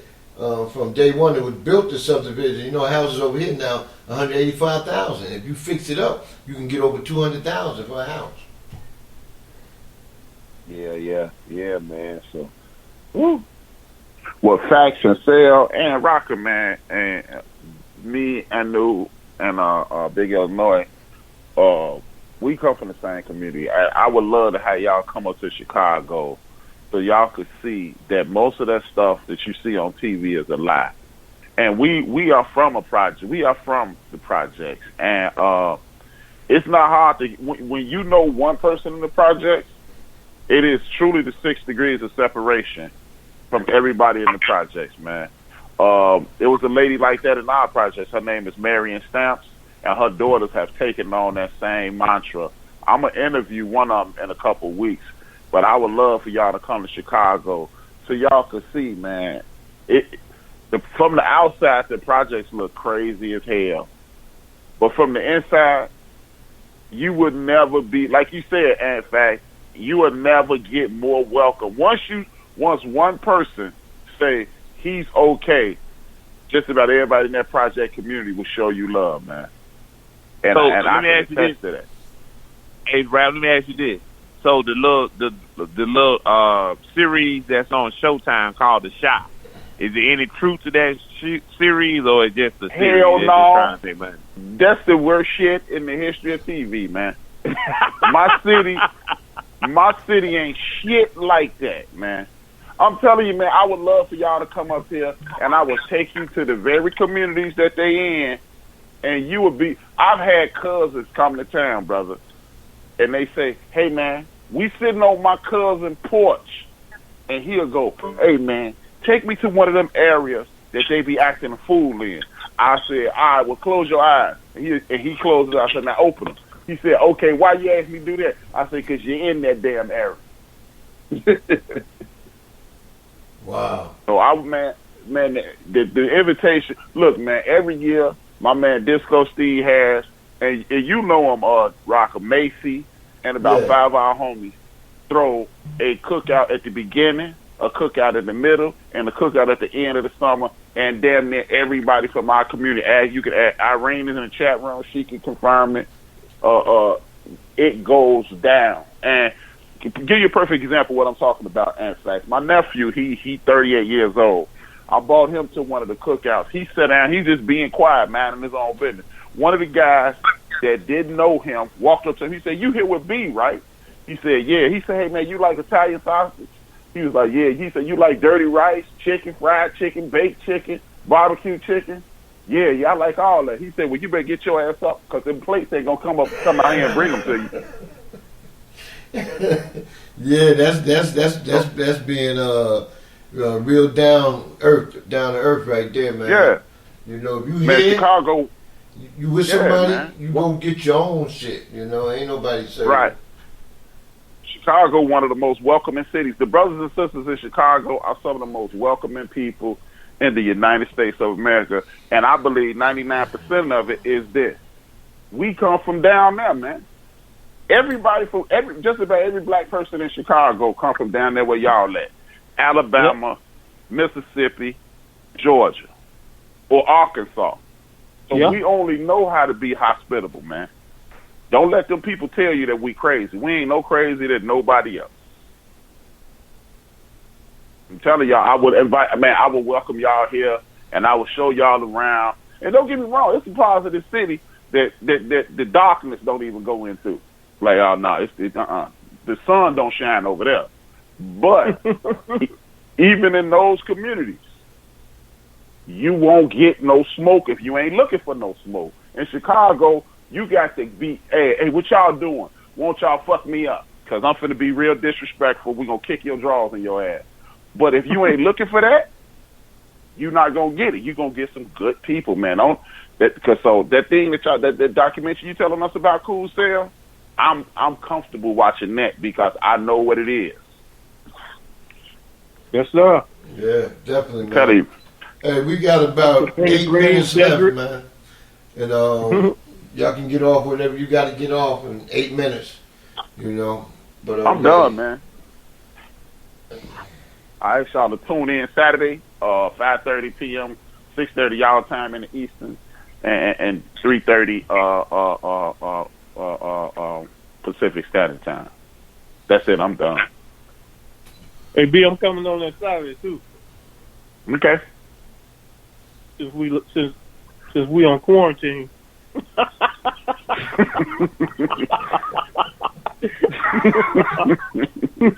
Well, yeah, Cool Sale, and Fact, Rocker. You ain't post that. You ain't post that show, man. Saturday, you ain't post that. Hey, Brown, before you go, just started it. Oh. Hey, Brown, before you go, give us an update on them checks. Everybody want to know when them damn Trump checks gonna hit. They say 3 weeks, 2 months. What it gonna be? Man, boy. Cool Sale, your guess better than mine, man. They fuck around now, send me one as much shit as I talk about the government. They need to get their shit together. I'm here in 3 weeks. And then a tax lady said, man, that shit ain't coming out in 2 months. Go ahead. Hey, Sam.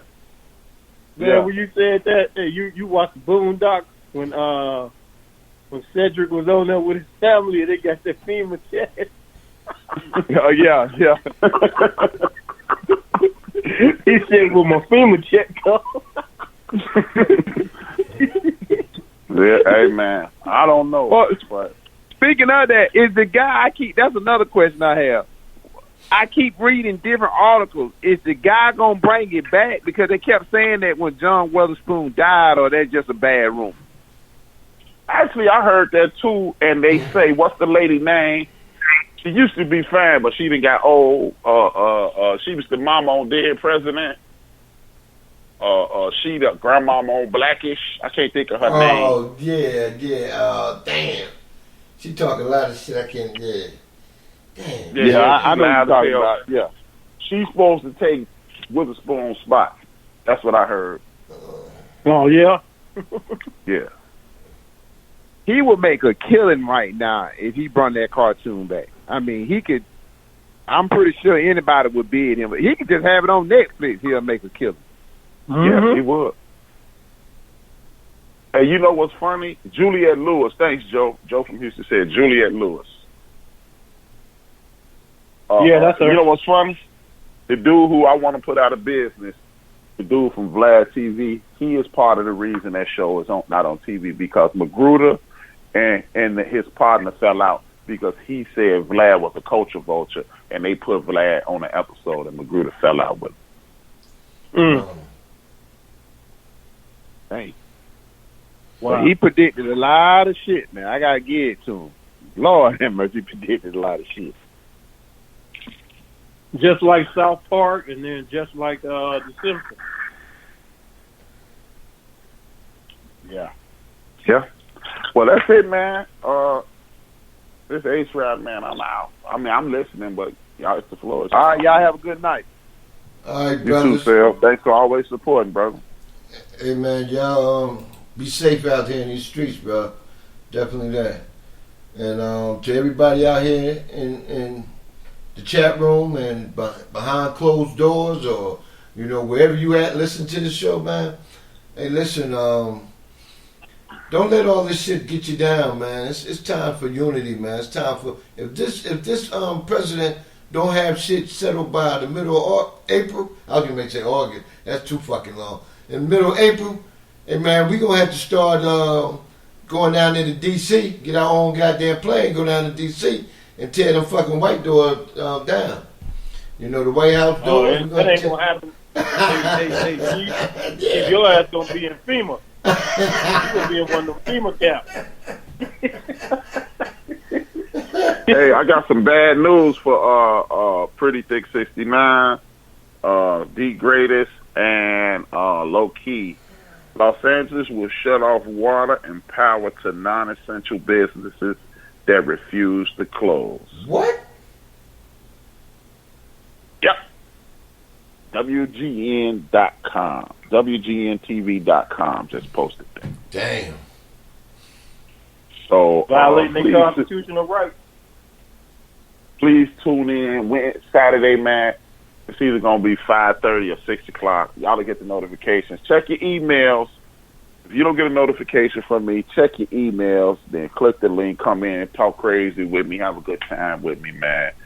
I'll give y'all a preview of what I'm going to be talking about. I'm going to be talking about trying to reestablish the culture.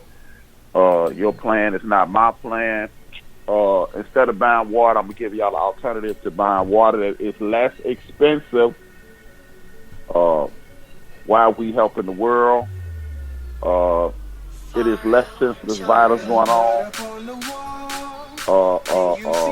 Resetting our financial community. And I want to thank some people who took time to help us over the last few days.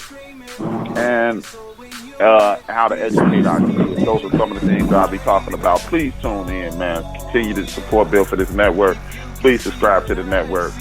Thank you very much. Go ahead, Chief Rocker. Shut it down, brother. All right, fellas. Get back. Yeah, listen to this here House of Pies as you go out the door. And we'll see you next Wednesday. Peace out. One love, soldier. Soldier it.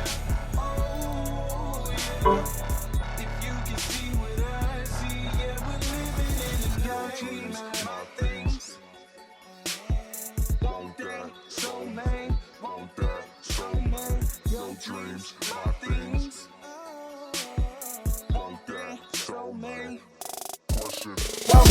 wanna be right, when what's wrong is what's right. In my darkness is light, I have you shining so bright. I give you power and hoes, flashy cars and the clothes, couple pounds of this strong. If you want it, let's go, let's get this money, money. I see you looking at the money, money. You bowing down to this money, money. You're doing something strange for the piece of change. We're living in a nightmare, oh yeah. If you can see what I see, yeah, we're living in a nightmare, oh yeah. If you can see what I see, yeah, we're living in a nightmare, oh yeah. If you can see what I see, yeah, we're living in a nightmare, oh yeah. If you can see what I see, yeah, all I see is bloodthirsty politicians, ultimate vampires, ultimate vampires, ultimate vampires, zombies and ghouls who are ruled by desire, in a world that's burning up with hellfire. Back to scene one, where the damage was done. You need to look in this mirror. Who are you running from? What have you done? What have you done?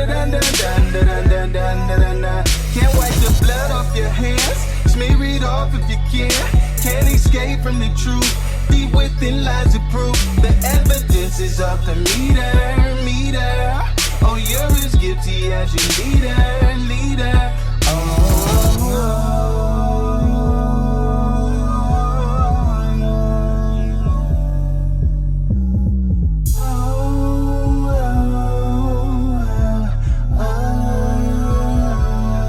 We're living in a nightmare, oh yeah.